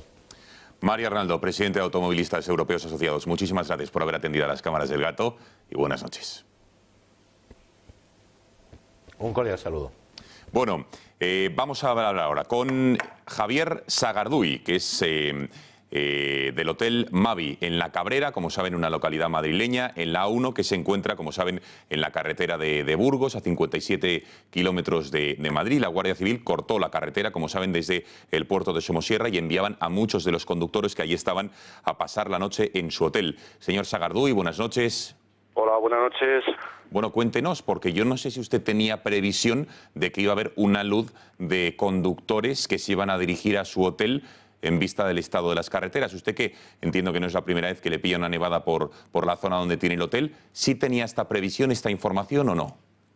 No, la verdad es que no. Pensábamos que iba a ser una nevada como normalmente hay los últimos años, pequeñita, pero no tan grande como la que hubo. No pensamos que iba a ser tan grande, no. Con lo cual, señor Sagarduy, ¿qué ocurrió? ¿A partir de qué hora de la noche empezaban a llegar ciudadanos, entiendo yo, desesperados, buscando un lugar donde pasar la noche, entendiendo que es mejor pasarlo en un lugar cobijo, tener cobijo, que no pasarlo en el coche, ¿no? ¿A qué hora fue Pues eso? ya, a partir de las 8 y algo ya empezaron a llegar las primeras personas que en previsión de cómo veían la carretera y por miedo a lo que podían encontrarse más adelante empezaron a parar. Y luego ya a partir de las 10 o así es cuando ya empezó a venir gente, además reservando desde el mismo puerto con previsión de que estaba así, pues la carretera y las informaciones de la Guardia Civil pues nos llamaban para reservar habitación y que no se quedase sin ellas. Pero entonces los ciudadanos que acudían a su hotel, ¿qué era? ¿Porque no tenían cadenas? ¿Porque no tenían combustible suficiente? A lo mejor víveres o agua para pasar la noche, porque entiendo que en Somosierra no fue tan caótico como fue en ese tramo de la AP6, ¿no? Hombre, la mayoría de la gente era porque no tenía cadenas y porque creo entender que hubo un accidente en el puerto a causa de la nieve y entonces estaba cortado el puerto. Y además yo pienso que la Guardia Civil, el destacamento de Buitrago, está ya bastante habituado a estas situaciones y en previsión de que no ocurriese esto, lo que pasó en la A6, fueron diciendo a la gente según iban llegando, mire usted, no suba para arriba porque está bastante mal, va a tener problemas, quédese aquí a resguardo y no, además la mayoría de la gente con niños y de noche es diferente, quédese usted aquí, mañana por la mañana salen y pasan sin ningún problema y no les va a ocurrir, sí, no van a tener ningún problema en la carretera. Y entonces lo que pasaba, la gente pues en miedo y por previsión, por lo que es la información de la Guardia Civil, se volvía y se quedaba a dormir aquí en el hotel. Javier Sagardui, propietario del Hotel Mavi en La Cabrera. Gracias por haber atendido el teléfono en el Catalagua y buenas noches. Muchas gracias, hasta luego. Bueno, interesantes entrevistas. Señor Abascal. Bueno, yo creo que ha sido muy interesante todo lo que han dicho todos. Hay gente sin duda muy informada. Y quizá lo más importante es la expresión del presidente de Automovilistas Asociados, que desea que esto no vuelva a ocurrir. Y es lo que deseamos todos. Yo lo que digo es que esto va a volver a ocurrir. Porque esto es absolutamente inevitable al 100%. Y es absolutamente inevitable en España y en Alemania. En el año 2010, en Alemania, en lo que llamaron la Navidad Blanca, se colapsaron todas las autopistas. Lo he comprobado mientras estábamos aquí, no hay más que entrar en Google, y esto ocurre en los países en los que están más preparados. Y ocurre porque, claro, sobre una maqueta, pues es muy fácil calcular cómo son las cosas y qué va a pasar. Pero cuando pones en esa maqueta a circular a 1.000, a 2.000, a 500, a 4.000, a 10.000 coches, y por lo tanto a 10.000 factores humanos, pues las cosas se pueden complicar con rapidez. Yo hago 50.000 kilómetros al año conduciendo, en toda circunstancia, por toda España, fundamentalmente hacia el norte, conduciendo en nieve en algunas ocasiones, y veo lo que ocurre, cuando hay una nevada copiosa. Cuando nieva de verdad, como cuando cae un aguacero, no se ve prácticamente nada. Y en 2 minutos, aunque hayan pasado los quitanieves hace 2 minutos, en 2 minutos la carretera se puede poner de tal manera que un coche puede deslizarse. Si un coche a veces se desliza en seco, pues con 2 centímetros de nieve que caen en nada, se desliza con muchísima facilidad. Si eso ocurre con 3 o 4 vehículos, inmediatamente se puede colapsar toda una carretera. Y decimos, y tenían que avisar a la gente. ¿Y cómo se hace para que la gente salga de las salidas si las salidas no están en una carretera, una autovía, una autopista? No están cada 2 por 3, no es como una carretera nacional donde prácticamente puedes salir en cualquier sitio. No es nada fácil. Yo, por lo tanto, creo que se podrá responder mejor. Se podrá, y por cierto, se podrá responder mejor, pero creo que deberíamos aplaudir a los militares cuando acuden en estas circunstancias, y supongo que lo habrán hecho los españoles que han sido ayudados, aplaudir las labores de los quitanieves, aplaudir la labor de la Guardia Civil y España, estas cosas pasan en cualquier sitio, España es un gran país, incluso para estas cosas, a pesar de sus políticos. Es un gran país. Benjamín, cosas funcionan. yo quería Benjamín y Eduardo piden la palabra, Mariano también. Por alusiones antes al tema del Prestige, que efectivamente como suceso no tiene nada que ver, pero sí el trasfondo de querer buscarle las 5 patas al gato. Entonces puedo poner 1000 ejemplos. De querer sacar... Sí, bueno, pero este me parece como el más evidente, ¿no? La búsqueda del prestige desde el punto de vista político, ¿no? Del querer exacerbar las responsabilidades políticas de alguien por algún interés, ¿no? De algún tipo. Creo que eso somos muy dados en España. De hecho, por ejemplo, este mismo día de la nevada, el líder de Ciudadanos aquí en Madrid, Ignacio Aguado, sacó un tuit, ni corto ni perezoso, pidiéndole responsabilidades a Cristina Cifuentes, porque hubo un momento en el que en el lado ya de Guadarrama, o sea, el lado del túnel de Guadarrama, me refiero ya en la provincia de Madrid, hubo un accidente y también se produjeron un cierto colapso de la carretera que luego quedó solventado en pocas horas. Y el populismo del que hacía referencia el señor Abascal, y el oportunismo político. Pedía responsabilidades a Cifuentes por el hecho de que se producía eso en Madrid, sin tener en cuenta que ni siquiera la Comunidad de Madrid tiene competencias sobre esa carretera. que es estatal, que es del Ministerio de Fomento. Benjamín, estás comparando dos cosas. No, que por eso lo que quiero decir, es que a veces se quieren exacerbar las cosas para sacar tajada política desde algunos sectores. Y creo que aquí es buscarle las cinco patas al gato, ¿no? En este caso yo creo que, que efectivamente siempre se puede hacer mejor, eso es indiscutible, tanto desde el Ministerio de Fomento, tanto por parte del Ministro del Interior no haber estado en el palco, efectivamente. Solo sea por una cuestión de imagen, desde luego no debería estar. Siempre se puede hacer mejor. Pero creo que es bastante claro que en este caso concreto hay una empresa que tiene la responsabilidad de explotar, mantener en su debido estado esa carretera y que no lo hizo. Y ese es el principal culpable. ¿Que los demás tienen su responsabilidad? En mucho menor grado, desde luego, todos tienen algo que hacer. Eduardo. Pero bueno, vamos a ver, y también los conductores. Venga, brevemente, que quiero avanzar, que tenemos más asuntos en últimas reflexiones. Tenemos a Santiago Abascal en plan documentalista esta noche. Efectivamente, eso sucedió en Alemania en el año 2010, que cayó una nevada colosal, una nevada titánica. En Alemania lo habitual es que nieve. Y lo habitual en Alemania es que las autopistas funcionen perfectamente con nieve. Cuando cae una nevada colosal, el diluvio universal hecho nieve, pues hasta Alemania se bloquea. Pero Eduardo, tú sabes que los alemanes que cayó ayer era una nevada importante. Todos. Era una nevada importante, pero no era el diluvio universal hecho nieve.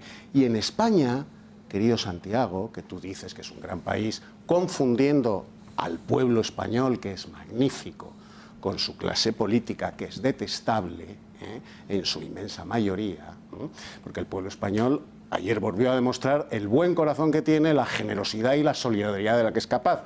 El ejército y el pueblo paliaron la situación. El pueblo con su buen corazón, con su solidaridad, y el ejército con su efectividad. Pero la clase política detestable que padecemos estaba en el fútbol, estaba tocándose los perendengues, y cuando vieron por los telediarios lo que estaba sucediendo, decidieron salir a echarle la culpa al empedrado. A mí, que acabo de criticar eso. En España, perdóname un momento. En España esto sucede todos los años que nieva. Y no escarmientan los responsables. La empresa concesionaria está a trincar, a explotar la autopista trincando. No ves un trabajador de Iberpistas en la AP6, ni un solo trabajador. Es más, ya en los peajes es difícil encontrar un ser humano, un bípedo antropomorfo al que te puedas dirigir porque te haces un lío con el pago del peaje. Porque ¿qué es lo que pretenden estas empresas? El mayor beneficio al menor coste salarial posible. Bueno, Eduardo. Y cuando ves en verano a algunos asfaltando... Estamos hablando de cosas distintas. No, estamos hablando de lo mismo. No, yo no estoy Tú estás tratando de justificar que estas cosas pueden pasar. Como el resto de la mesa, excepto Gonzalo, que estas cosas son inevitables, y no son... por supuesto que son evitables. No lo son. Por supuesto que son evitables. Cuando los partes meteorológicos se dan con el tiempo suficiente de anticipación para tener en prevengan a las unidades de socorro necesarias, a los camiones con sal, a los quitanieves. En prevengan 48 horas antes, porque sabemos que va a venir una nevada. Si luego viene, pasa y no ha sucedido nada, mejor. Pero hay que estar prevenido, y es lo que no se hizo. Otro de los ciudadanos que estuvo... Yo soy documentalista, la nevada de Alemania, además me encanta pegarme con Eduardo, que nunca lo hago. La nevada de Alemania fue colosal. Yo, como estoy en plan documentalista, pero estoy convencido de que tú puedes hacerlo mejor que yo, estaría bien que nos digas cuál es la diferencia en precipitación exacta entre la que hubo en Alemania y entre la que hubo en España. Porque, de verdad, pero, es que lo digo en serio. Vamos a ver, se colapsa Estados Unidos cuando viene una ciclogénesis como la que ha venido este invierno. Pero realmente sabemos un segundo, que tenemos una nueva intervención. Eduardo, yo te digo una cosa, yo estuve en la AP6 la tarde del sábado y cayó la Marimorena. Yo nunca había visto nevar con tanta furia en mi vida, y gracias a Dios no me quedé atrapado. Quien sí se queda atrapado es Gonzalo García Germán, otro ciudadano español que estaba regresando a Madrid. Y Gonzalo, buenas noches. Te quedaste atrapado y pasaste ahí la noche, ¿no? Pues sí, buenas noches. Me quedé atrapado ahí desde las 8 de la tarde hasta las 10:30 de la mañana. Es decir, 14 horas y media. Gonzalo, vamos a ver. En primer lugar, yo entiendo que ibas a Madrid, pero ¿eras consciente de que en España había un temporal y de que esa zona de la autopista, de la AP6, podía en un momento dado podíais sufrir lo que finalmente sufristeis, que es pasar la noche ahí o no? Vamos a ver, yo era consciente de que había temporal, pero nunca llegué a pensar que iba a estar ahí 14 horas, ¿no? Sí es verdad que algún panel de la autovía ponía pues que circule con precaución. No sé ya si a la entrada del puente del túnel de Guadarrama ponía, no me acuerdo, es tantas horas en el coche y tal, pero a lo mejor ponía carretera cortada, pero en ningún momento estuvo cortada, o sea, nos daban accesos a todo el mundo, ¿eh? Y ya cuando pasamos el peaje, pues nos vimos atrapados. Bueno, entonces os visteis... pasasteis el peaje, os visteis atrapados. Gonzalo, entonces, ¿qué es lo que hicisteis? ¿Cómo se prepara uno para pasar la noche? ¿Cómo lo hicisteis para pasar tantas horas, 14 horas y media, como nos has contado antes? Bueno, armados de paciencia y pensando que nos iban pues que iba a haber efectivos preparados y gracias a Dios teníamos el depósito lleno de gasolina, pues encendíamos, apagábamos, calefacción. Pero bueno, la verdad es que un poco decepcionado porque no hubo servicios de rescate ni nada, pues hasta pasadas horas, yo lo vi un poco en movimiento hasta las 5 o 6 de la mañana, que es cuando entraron la UME. ¿Y quién, en concreto, Gonzalo, tu coche, quién lo liberó? ¿Algún efectivo de la UME, que entiendo que con palas finalmente desatascó el coche que estaba parado, ¿no? Sí, claro, bueno, empezaron justo unos 300 metros detrás, abrieron para pasar al otro sentido, al sentido contrario, y los señores de la UME pues empezaron a quitar la nieve de todos los coches y echando para atrás. Echamos para atrás 300 metros y ya cruzamos al otro lado del otro sentido a las 10:30, 11 de la mañana. Gonzalo García Germán, muchísimas gracias por tu testimonio y me alegro de que finalmente se quedase en eso, en un susto y que no fuese más. Gracias por haber atendido a la llamada del gato y buenas noches. Nada, buenas noches. Venga, última reflexión en este caso de Mariano y vamos, que tenemos otros asuntos y un próximo invitado. Sí, Mariano, venga. Por referirme a lo que ha dicho Eduardo, vamos a ver, Eduardo, no estamos tan mal en España, sinceramente. Es decir, España es un gran país, lo que pasa es que yo nieva. Eso no lo he negado nunca. Sí, bueno, ahora lo has negado. España es un gran país con una clase política detestable. Bueno, en fin. Detestable. Y yo tampoco. Detestable. Eduardo, vamos a dejar a Mariano, venga. Ahí tienes la encuesta que se ha publicado hoy. ¿Qué aprueban los españoles? Las Fuerzas Armadas, la Policía y la Guardia Civil, Fuerzas y Cuerpos de Seguridad del Estado y la Monarquía. Las entidades netamente políticas, el Parlamento, el Senado, partidos políticos, no hay ni uno que no quede para septiembre del siglo que viene. Me gustaría escuchar qué es lo que piensa Mariano. Venga, Mariano. Un gran país en manos de una clase política detestable. Eduardo, por favor, ¿te importa respetar lo que diga Mariano? España es un gran país donde nieva, en manos de una clase política detestable. Eduardo, venga, por favor, vamos a escuchar a Mariano. Algunos políticos que sí, efectivamente pueden ser en ocasiones detestables, pero desde luego no como clase política en general. Yo desde luego no la condeno de esa manera, ni muchísimo menos. Bien. Y aquí tenemos un político que se puede sentir afectado. De los que están representados en el Parlamento. De los que están representados en el Parlamento. Y luego, respecto a los responsables, respecto a lo que es una nevada importante, como ha reconocido Gonzalo, que estuvo allí y lo vio como lo que yo cayó. También. Bueno, pues yo también lo he visto, lo podemos ver todos. Pues es verdad, yo estaba hablando antes, he contado antes algunos responsables, pero vamos a ver, como decía el entrevistado que hemos escuchado, el principal responsable ante los usuarios es la concesionaria de la autopista. Pero dicho esto, yo desde luego no quito un ápice de responsabilidad posterior al gobierno, porque si se produce un desastre de estas características, como hemos visto, con miles y miles, 7.000, 6.000, 8.000 personas, niños pequeños, pues atrapados en la nieve durante toda una noche, desde luego el gobierno tiene una responsabilidad que es que no puede quitarse de encima y la tiene que asumir. Lo que hay que ver es cómo se puede solucionar para la próxima vez. Es decir, y para eso, desde luego que es perfeccionable lo que se ha hecho. Y yo creo que en eso la UME tenía que haberse convocado muchísimo antes de lo que se hizo. Venga, telegráficamente, Gonzalo, por favor. Vale, simplemente, telegráficamente, por cerrar el tema del Prestige, resumirlo en que ha sido una tontería de un barco sin mayor importancia. No, el suceso fue gravísimo. No vamos a entrar en el Prestige, por favor. De la que se ha sacado beneficio, alguien quiso sacar beneficio político, me parece muy audaz. Sí, la segunda parte sí, la primera incorrecta. O sea, parece que no tuvo ninguna importancia, o eso me ha parecido entender. Llegados a este punto y volviendo a las carreteras, yo voy a encender ya el cronómetro y a la espera de que algún conductor tenga la valentía de una vez por todas de presentarse en el cuartel de la Guardia Civil, presentar su dimisión y entregar su permiso de circulación, porque parece que al final es la conclusión a la que vamos a llegar, que este es un problema de los conductores que no se han informado. Quiero decir, vamos a ver, yo cuando hago esa carretera, mi periplo, mi travesía son de 600 kilómetros. Calcular qué va a suceder en cada tramo kilométrico en una distancia de 600 kilómetros a mí me resulta imposible, sobre todo cuando esa tarde lo que ponían los paneles, por mucho que diga el ministro o que digan en el gobierno que estaba avisadísimo, es cierto que había una previsión meteorológica, pero lo único que ponían los paneles es que habría restricciones de tráfico para camiones.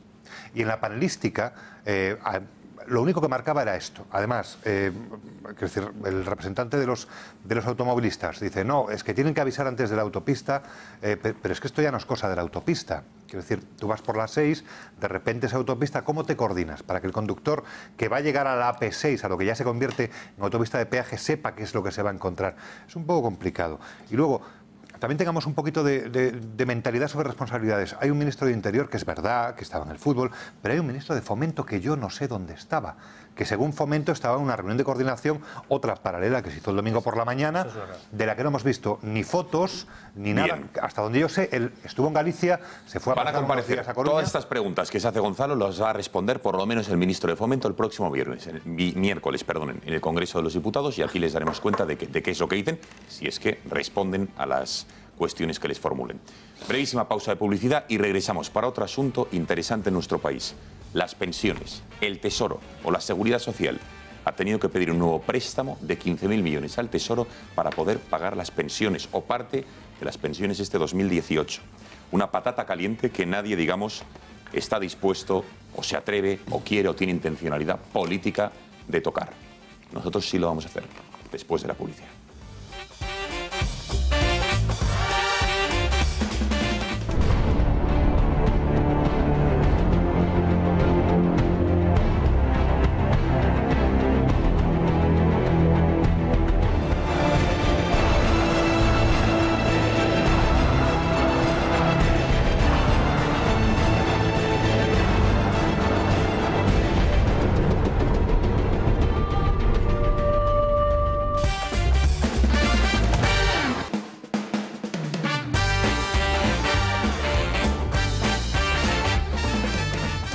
Pasan 31 minutos de las 11 de la noche. Si les parece, vamos a abordar otro interesante asunto. Mientras Benjamín y Santiago Abascal siguen su debate paralelo, vamos a intentar abordar un asunto importante para nosotros, que es el de las pensiones.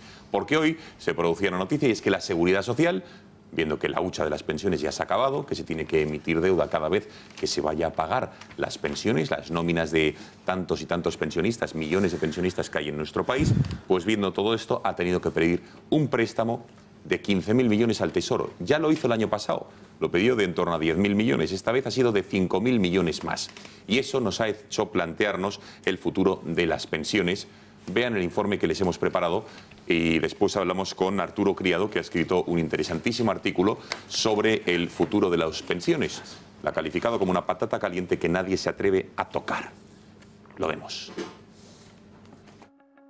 Las pensiones, nuestro futuro, un sistema en entredicho que nadie se atreve a tocar. En 2050 habrá en España 15 millones de pensionistas, es decir, casi 6 millones más de los que había en 2016. Para poder garantizar su sostenibilidad se necesitarán cerca de unos 27 millones de cotizantes.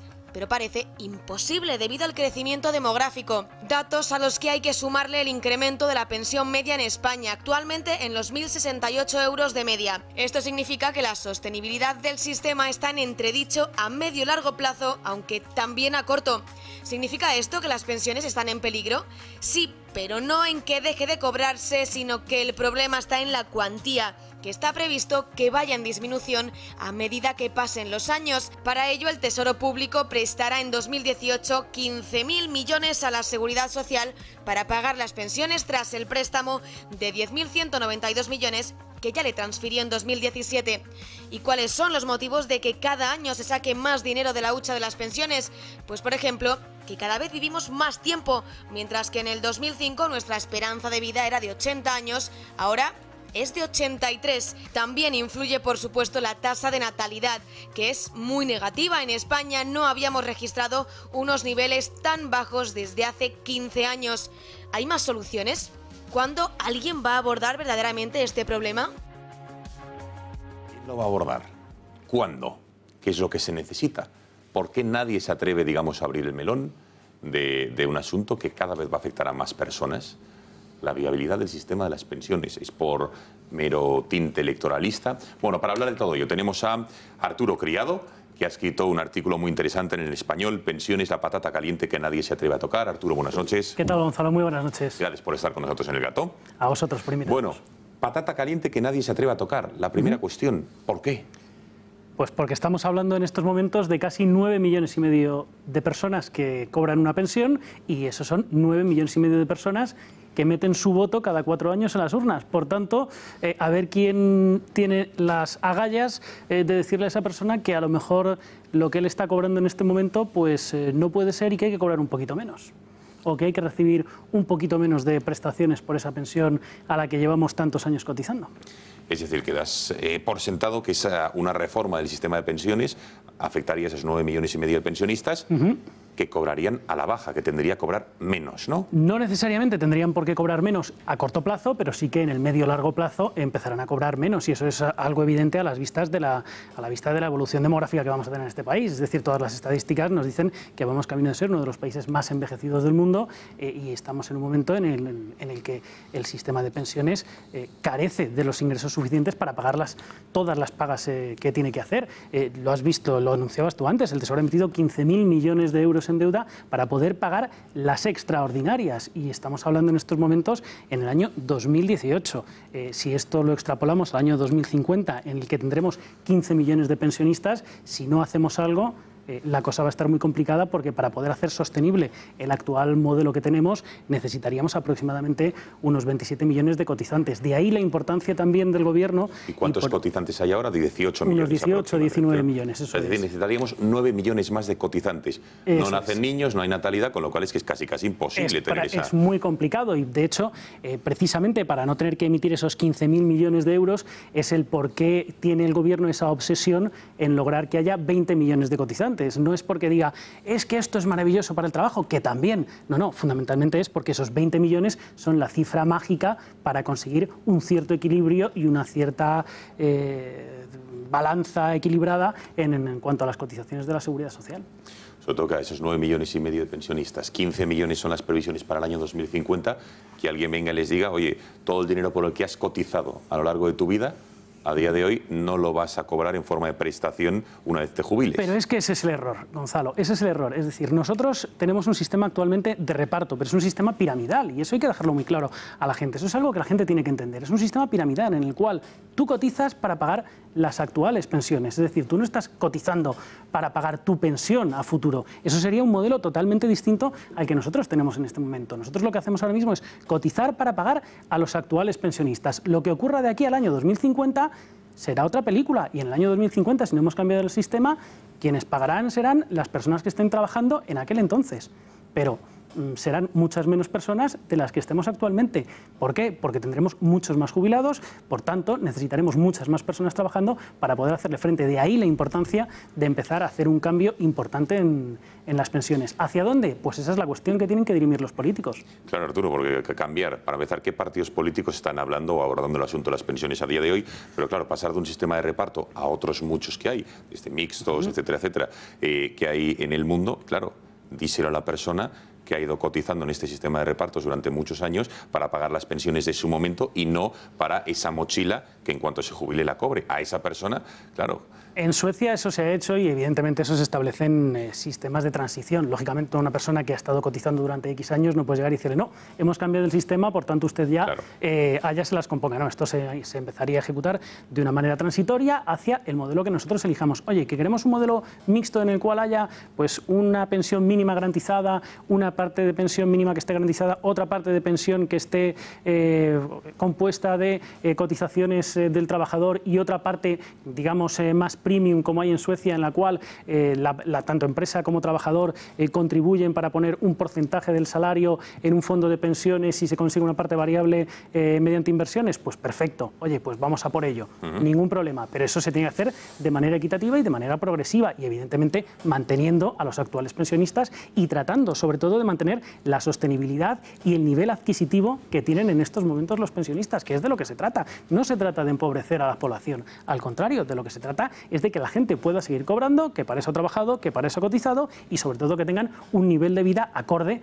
con el modelo que nosotros tenemos de bienestar en España. Arturo, ¿qué partido político a día de hoy se atreve a afrontar abiertamente en el Congreso de los Diputados, ante la opinión pública, esta situación que estamos de extrema urgencia? Habida cuenta, por ejemplo, hoy la encuesta de la que hacíamos referencia decía que, por ejemplo, el PP ya solo gana entre los votantes mayores de 65 años, con lo cual entiendo que el PP poco interés tiene a corto plazo de tocar nada de las pensiones, donde está su mayoría, su nicho de votos, ¿no? A ver, a corto plazo yo creo que pocos partidos políticos se atreven a ponerle el cascabel al gato. Al final, pues oye, tú tienes un panorama en el cual si yo tengo un porcentaje de votos mayoritario de mayores de 65 años, no les voy a tocar las palmas porque luego el voto se va para otro lado. Si los tengo muy jóvenes, pues hombre, tampoco es que sea un tema que les importe demasiado. Y si les importa, que sería una franja a lo mejor entre los 40 y los 50 años, se me van a molestar también. Por tanto, oye, vamos a dejarlo ahí en stand-by y a ver quién es el guapo que se atreve a poner la reforma encima de la mesa en el Congreso de los Diputados. Ahora mismo yo creo que prácticamente ningún partido está haciendo un gran esfuerzo en el Congreso, en la Comisión del Pacto de Toledo, para conseguir que salga algún tipo de cambio en nuestro sistema de pensiones. Hoy me gustaría escuchar a la portavoz del Partido Socialista en pensiones, quien proponía lo siguiente, es decir, que se deben empezar a sufragar el pago de las pensiones ya del año 2018 mediante impuestos. Garantizar unas pensiones adecuadas y suficientes, revalorizadas según el IPC. Y llevamos la creación de una cesta de nuevos impuestos dirigidos de manera finalista y extraordinaria a aumentar los ingresos del sistema, aproximadamente por importe de 2.750 millones de euros todos los años. No sé si la solución que propone eso es la solución, Arturo. Es una de las muchas soluciones que hay. Vamos a ver, esto es muy sencillo. El actual sistema de pensiones solamente se puede solucionar de dos maneras, que es, por un lado, incrementando los ingresos del sistema y, por otro lado, reduciendo las prestaciones. Incluso, si quieres, te añado una tercera derivada, que sería la ideal, un mixto de los dos. Incrementar los ingresos solamente se puede hacer de dos maneras, generando puestos de trabajo, incrementando los salarios, que es uno de los factores también por los que en estos momentos estamos en donde estamos. Es decir, la crisis nos ha traído una devaluación salarial que está haciendo que los nuevos cotizantes estén cotizando por una cantidad inferior. Eso está provocando esos problemas coyunturales, vamos a decirlo así, que tiene la Seguridad Social en este momento. Y por otro lado, se pueden aumentar esos ingresos mediante nuevos impuestos. El problema está en quién va a pagar esos impuestos. ¿Y qué me dirías? Has dicho incrementando los ingresos del Estado, del sistema. Exacto. ¿Y por qué no recortando también los gastos del sistema? También. Porque los pensionistas han tenido una subida del 0,25%, un cuartito de punto. Bien, subida para, en fin, tocar palmas. Y coño, la subvención para los partidos políticos se ha incrementado en un 28% para el ejercicio de 2018. O sea, a 9 millones de pensionistas les incrementamos la pensión, incrementamos, es un eufemismo, el 0,25%, y la subida en la subvención pública a los partidos políticos es del 28%. ¿Por qué no recortamos gastos del Estado?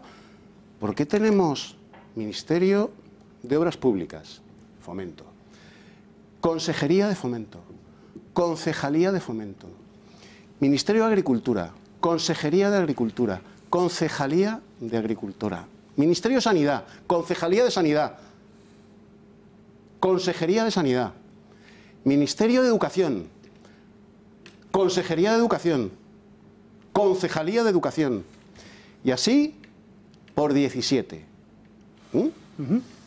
Arturo, ¿Por qué no recortamos los gastos del Estado en vez de incrementar la presión fiscal para que la gente pague más impuestos para sostener el sistema de pensiones? Yo estaría encantado de empezar con unos presupuestos generales del Estado, ¿por qué no le decimos Eduardo, a sus señorías que es una golfada el recibir la pensión, una golfada el recibir la máxima pensión por 2 legislaturas? 2 legislaturas. Duren lo que duren las legislaturas, no 8 años netos. Si la legislatura dura 3 años y la otra 2, con 5 años sus señorías tienen en el bolsillo una pensión máxima. A ver, venga, más opiniones. Santiago ¿Por qué no Abascal. acabamos con todo esto? Bueno, nosotros concurrimos a las... En Vox concurrimos a las elecciones generales pasadas con una propuesta de modificación del actual sistema de pensiones, que para nosotros es un sistema de estafa piramidal. Y es un sistema absolutamente insostenible con la actual pirámide demográfica. Concurrimos planteando la evolución paulatina, a través de distintos pasos, del actual sistema de reparto a un sistema mixto de capitalización y reparto. Esto es un debate técnico, lo que se puede abordar, que además tendría algunos costes. ¿Cómo se sufragan esos costes? Pues yo estoy de acuerdo con el Partido Socialista, subiendo los impuestos, pero a los políticos, y dejando a los españoles tomar una decisión absolutamente imprescindible. ¿Cómo se suben los impuestos a los políticos? Pues atacando precisamente el estado de bienestar de los partidos políticos, que es el estado de las autonomías. Los españoles tarde o temprano tendremos que elegir, si nos lo permiten, o pensiones o autonomías. Y esa es la clave. Porque, como bien decía Eduardo, aquí no puede estar todo duplicado con un sobrecoste excepcional. El sobrecoste que nosotros hemos calculado del Estado autonómico es de 75.000 millones de euros. Solo desde un punto de vista sanitario, el coste que supuso la transferencia a las comunidades autónomas de las políticas sanitarias públicas en 10 años, del año 93, que comenzó a producirse esa transferencia, al año 2003, que concluyó, hizo que se duplicase el coste de las políticas sanitarias públicas. Podía haber envejecido la población, había nuevos costes, pero no habíamos enfermado de repente como para que esos costes pasasen de los 32.000 a los 68.000 millones de euros en 10 años. Nuestro problema es que no podemos sostener este Estado y que hay que buscar un sistema de pensiones que sea sostenible en el tiempo. Nosotros no lo estamos defendiendo en el Congreso todavía, esperamos poder hacerlo pronto, pero creemos que es... Según las encuestas, según la última encuesta del Español, ya les vuelven a dar representación parlamentaria en el Congreso. Benjamín. Yo estoy de acuerdo con lo que dicen Santiago y Eduardo, que efectivamente hay que recortar gasto burocrático, por llamarlo de alguna manera, ¿no? Gasto administrativo, obviamente, pero es que no es la solución al tema de las pensiones. Porque ¿por qué ese dinero que te ahorres de esa triple administración que hay en España multiplicada por 17, por qué ese dinero hay que destinarlo a las pensiones y no a I+D, por ejemplo? Es que esa no es la solución, eso sería una solución coyuntural. Pero tienes que tener un sistema de pensiones que sea sostenible en sí mismo. Es decir, que equilibre los ingresos con los gastos. Porque si no, pues al final es un círculo vicioso que nunca termina. Obviamente puedes destinar el dinero a hacer carreteras, a pagar pensiones y garantizarlas por muchos años, pero es que no es la solución, tampoco. Hay que buscar un sistema sostenible que los partidos no buscan, entre otras cosas porque no se ponen de acuerdo ni siquiera en qué sistema quieren. Bueno, no se pone ni siquiera en si es momento de abordar ya la reforma. Bueno, eso sí, más o menos en eso todos son conscientes de que hay un problema, pero no se atreven a abordarlo. No se ponen de acuerdo. Claro. Ahora, claro, ¿cuál es la solución? Pues no lo sé. Ahora mismo, desde luego, subir impuestos, poner impuestos nuevos, me parece un disparate. Ya se están pagando con los impuestos las pensiones, hay que decirlo. En el momento que el Tesoro pide una deuda, o sea, pide un préstamo. Emite deuda, efectivamente, claro, para pagar las pensiones, pues eso hay que devolverlo ¿cómo? Mediante impuestos, es que no queda otra. No hay otra. Estaremos destinando dinero de carreteras, por decirlo de alguna manera, o dinero de I+D a pagar pensiones. O sea, que ya se está pagando con los impuestos, eso para empezar. Poner nuevos impuestos, pues es duplicar el problema. ¿Recortar el gasto administrativo? Pues tampoco es la solución, es una solución coyuntural, pero lo que hay que buscar es un sistema equilibrado en sí mismo, que se mantenga en sí mismo. Que es lo que hemos planteado, un sistema de capitalización no sé si es mixto con un otro, sistema de reparto. Se me escapa ¿Cómo ya se financia el sistema de reparto? Pues esa parte será vía impuestos, como hoy se hace también con las pensiones no contributivas. A ver, pero eso es así. Mariano, Gonzalo. Bueno, que se puede recortar el gasto de la Administración, por supuesto que sí. La prueba más evidente se vio en la legislatura pasada, cuando se pusieron las pilas en el Gobierno y la verdad es que se recortaron varios miles de millones de euros, que en esta legislatura no se ha hecho, entre otras cosas porque estamos todos ensimismados con el asunto catalán. Y es que no se ha hecho nada más. O sea, llevamos un año y medio sin hacer nada más. Y desde luego en el Estado de las Autonomías se puede recortar muchísimo más. Estoy totalmente de acuerdo contigo y se puede hacer mucho más racional el gasto que tenemos. No hasta el punto de eliminar el Estado de las Autonomías, porque si lo tenemos, entre otras cosas, es porque los españoles así lo han votado y así lo quieren. Pero desde luego se puede recortar el gasto bastante respecto a lo que tenemos. Y respecto al Pacto de Toledo, el Pacto de Toledo se lo cargó Zapatero en el año 2010. O sea, eso es así, eso es así. Es verdad que hay una comisión en el Congreso que se sigue llamando así, pero ese pacto ya no existe y la prueba la hemos visto ahora con la portavoz socialista, que ha hecho su propuesta electoralista hasta ahora mismo, porque estamos a un año y medio ya de las elecciones municipales y de que empezar a rodar. Es repetir lo que ya habían propuesto en los dos últimos programas electorales, es decir, en las últimas ya lo llevaban. Sí, pero si hay una comisión en el Congreso donde se está estudiando la reforma del sistema de pensiones para hacerlo más sostenible, pues es ahí donde los partidos tienen que hacer sus propuestas y llegar a un acuerdo, y no se intenta sacar tajada política como está intentando hacer ahora el Partido Socialista por su cuenta. Es decir, esa propuesta no va a ningún lado, porque eso o lo pactan los partidos o no se hace. Y eso se hace en el Congreso y se hace con la puerta cerrada. Porque precisamente pero por eso, Mariano, tú que estás día sí día también también en el Congreso, esto es un asunto que es una patata caliente. Nadie se atreve a afrontarlo, no sé si por un tema electoral, porque hay 9 millones de potenciales votantes, pero no se está abordando. No estoy del todo de acuerdo. Es decir, yo creo que va muy despacio y va muy lento, pero están obligados a hacerlo. Claro. Y es uno de los pactos de Estado que van a tener que hacer, no sé si este año o el que viene, pero están absolutamente obligados los partidos políticos a llegar a un pacto de Estado y lo acabarán haciendo. Pero desde luego no así, no con imágenes como la que hemos visto ahora, sino en la comisión del Congreso, puerta cerrada, sin hacer el electoralismo, y cuando haya un acuerdo que se anuncie, porque si no, pues intentarán actuar mirando siempre de reojo a los 9 millones. El problema que tenemos, y tú mismo lo acabas de decir, estamos a año y medio de que tengamos nuevas elecciones, por tanto, entramos ya en campaña electoral. Llevamos un año ensimismados con todo el tema catalán y lo que te rondaré Morena, y por tanto ya entramos de nuevo en la rueda y dejaremos otra vez que el asunto se vaya enfriando y ya diremos, bueno, como no tengo la mayoría absoluta, como no tengo todos los apoyos, como va a ser muy complicado, ya el que venga después, que venga y lo pacte, porque total, como todavía tenemos tiempo y hay margen de actuación, el problema es que cada vez nos queda menos tiempo. Exactamente. Brilla por su ausencia. Ahí estamos. Gonzalo. Pues yo desde aquí, que después de toda una noche a la gresca con Benjamín, estoy completamente de acuerdo con lo que has dicho. Esto hay que grabarlo. Voy a pedir el vídeo, luego sí. Oye, si queréis violines y una noche íntima lo decís, pero vamos a intentar analizar la actualidad. Por favor, venga, Gonzalo. Esto había que arreglarlo. No, en serio, sí, porque yo creo que no es un tema de poner parches, ¿no? Y da la sensación de que a veces es, coño, nos falta la pasta, ¿de dónde la pillamos? No, el problema es el modelo. El problema es que tienes un modelo del que yo creo que no se habla. Las encuestas electorales, por ejemplo, que es una cosa que siempre me ha llamado la atención, las que hacen los partidos políticos, oye, preguntan cómo me va a ir, voy a ganar, qué tal, pero también hacen un estudio que se llama, son los que plantean qué temas, ¿no? Los cualitativos. En los cualitativos siempre el tema que más le interesa a la población, el primero que sale en los cualitativos de las preelectorales y las encuestas de campaña son las pensiones. Luego tú analizas cómo el asunto de las pensiones, el peso que ha tenido en los mensajes electorales, en los mítines, en los debates televisados, es prácticamente cero.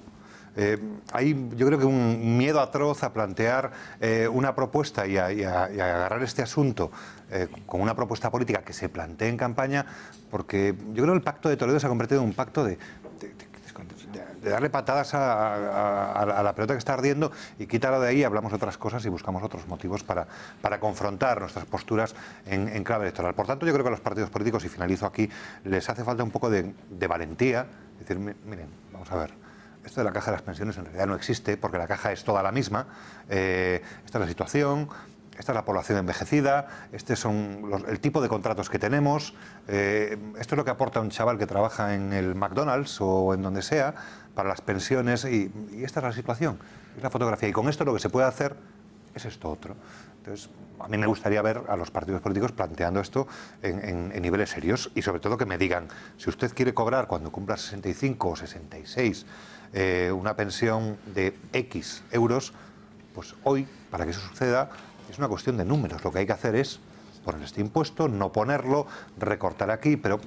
No estoy contigo, Eduardo, ¿no? Con que 4 estamos de acuerdo en que sí, oye, es un privilegio, ¿no? Lo lamento. ¿Sabes cuál es también el problema? Pero con esto no arreglamos nada. Arturo. También vas a necesitar ahí no solamente el acuerdo de todos los partidos políticos, precisamente para no estar poniendo parches, sino también para que se haga pedagogía dentro de la ciudadanía. A la ciudadanía hay que decirle que el actual sistema está llegando a su fin, que a este sistema hay que darle la vuelta, que hay que cambiarlo. Y hay que explicarle a los ciudadanos, y para eso hace falta el apoyo de los partidos políticos, y esta es la parte que no termina de encajarles, en que si finalmente, como todo apunta a lo que tenemos que tender, es a un sistema en el cual una parte de nuestra pensión va a tener que estar invertido en un fondo de pensiones y por lo tanto va a estar cotizando y va a depender de la rentabilidad, ya no todo el mundo va a tener la misma pensión y que por tanto no va a ser tan equitativo como el que tenemos ahora. Lo que está diciendo la ciudadanía es por goteo. Claro. No vais a tener pensión. Claro, pero es que eso hay que explicárselo ya, pero es que el goteo es muy fino. No vais a tener pensión. No la vais a tener y por goteo nos vamos acostumbrando y mientras tanto nadie aborda el problema. Simplemente es intentar hacer una labor de infiltración por si calan a la sociedad que no vais a tener pensión. Gonzalo, más mensaje de miedo que no vais a tener pensión. Bueno, es que eso no lo dice nadie. Es que eso no lo dice nadie. Lo dicen los medios de comunicación esta mesa. Entiendo que un político no va a subir a la mesa de la tribuna del Congreso. Españoles, no vais a tener pensión porque directamente lo echan. Pero es que ese es el problema. Gonzalo, es que lo está asumiendo la gente en la calle. La gente está asumiendo no vamos a tener los pensión. Políticos dicen lo contrario, las pensiones están garantizadas. 20 segundos, señora Abascal. Yo sorprendentemente estoy bastante de acuerdo con Gonzalo Cortizo. Creo que se esconden detrás de las faldas del Pacto de Toledo para no tomar decisiones, porque es algo que creen que es impopular. Entonces, ¿en qué consiste la valentía? Pues precisamente en que no hay que pactarlo todo. A mí no me gustaban nada las políticas de Zapatero, absolutamente nada, me parecían detestables, pero tenía la valentía de aprobar sus propuestas. ¿Qué tendría que hacer un gobierno que crea que este sistema no funciona? Aprovechar una mayoría absoluta y no verse obligado necesariamente a consensuarlo con todo el mundo, a hacer una propuesta de reforma del sistema de pensiones. Bueno, y se podría hacer como ha ocurrido en otros países. Arturo Criado, muchísimas gracias por haber estado esta noche en El Gato, haber puesto luz a un asunto tan interesante, complejo y que poca gente se atreve a abordar. Gracias y buenas noches. Gracias, buenas noches. Bueno, y no me gustaría despedirme sin, bueno, no sé si esto suscita algún tipo de risa, de chascarrillo, pero es la llamada que hizo un grupo de veinteañeros este fin de semana con esa nevada que intentaron subir, creo que era el Angliru, ¿no? En Asturias, efectivamente, que lo subieron, se quedaron atrapados con su 4x4 en el temporal. El Angliru es una de las montañas, ¿no? Uno de los picos más altos de España. Llamaron al 112 y el jefe de sala, atónito, perplejo ante el hecho de que unos veinteañeros decidiesen subir con la que estaba cayendo el Angliru, tuvo esta desafortunada contestación que evidentemente se ha hecho viral y por la cual el 112 ya ha pedido disculpas. Vean. Señor. Sí. Somos mayorinos ya para saber lo que hacemos, ¿eh? Ya, pero es que cuando subimos había 4. Bueno, cuando subieron, vamos a ver, la alerta ya estaba dada, ¿eh? Pero 5 horas aquí nos llevan. Bueno, pues, y si no se mueven serán más. ¿Eh? ¿Y el equipo para qué existe entonces? Y ustedes salen con un vehículo sin cadenas, cuando hay aviso de temporal de nieve. Es un 4x4 con bloqueos y con todo. 4x4 16, sí, venga, buenas noches, señor. Gonzalo, no, pero es que vamos a ver, le pedimos valentía a los políticos para que digan las cosas claras, ¿sabes? Sí. Y aquí cuando un señor jefe de sala se las dice bien claras, ¿sabes? Pues seguramente les expedientan. Es que esta es la hipocresía de esta sociedad. 4x4 días. Pero es real. Sí, no, total. No, sí que es verdad, campeón. Disculpas. ¿Les han rescatado? ¿Han salido de allí? ¿O? No, entiendo que habrán salido, porque si no, esto no se hubiera hecho viral y tal. Pero bueno, al día siguiente, pero es que vamos a ver, esta es una llamada que ellos filtran, que es la llamada número 40 que recibía este señor, que en este momento pues ya les manda un poco a tomar viento, ¿no? Unas horas antes les había recomendado que se fueran caminando y es más, dos chavales que iban en ese coche bajaron caminando y llegaron tranquilamente. Entonces, digamos que esto era a las 5 de la mañana y a lo mejor la primera llamada pues fue a la 1:30. El jefe de sala estaba ya un poco... Bueno, señores, y el gato al agua de esta noche, a través de las votaciones que han hecho ustedes a través de YouTube, esta noche lo voy a ver en directo, porque esto va en directo, se lo lleva Santiago Abascal. Bueno. Sí, por favor, si se lo hacemos llegar a Santiago Abascal. Enhorabuena, Santi. Muchas gracias. Por este gato y nos despedimos ya. Gonzalo, has estado ahí con el gato, con lo cual no te desanimes. La próxima semana seguro que lo consigues. Lo he tenido cerca. Lo has tenido muy cerquita. Gracias y buenas noches. Señor Abascal, gracias por haber estado aquí. Muy buenas noches. Mariano. Buenas noches. Muchísimas gracias. Benjamín. Un placer, Gonzalo. Eduardo. Un placer. Muy buenas noches a los 5. De Arturo ya me había despedido. A todos ustedes, gracias por su confianza. Les dejamos ahora con el editorial de Julia Ariza. Que lo disfruten. Hasta ahora. Gracias.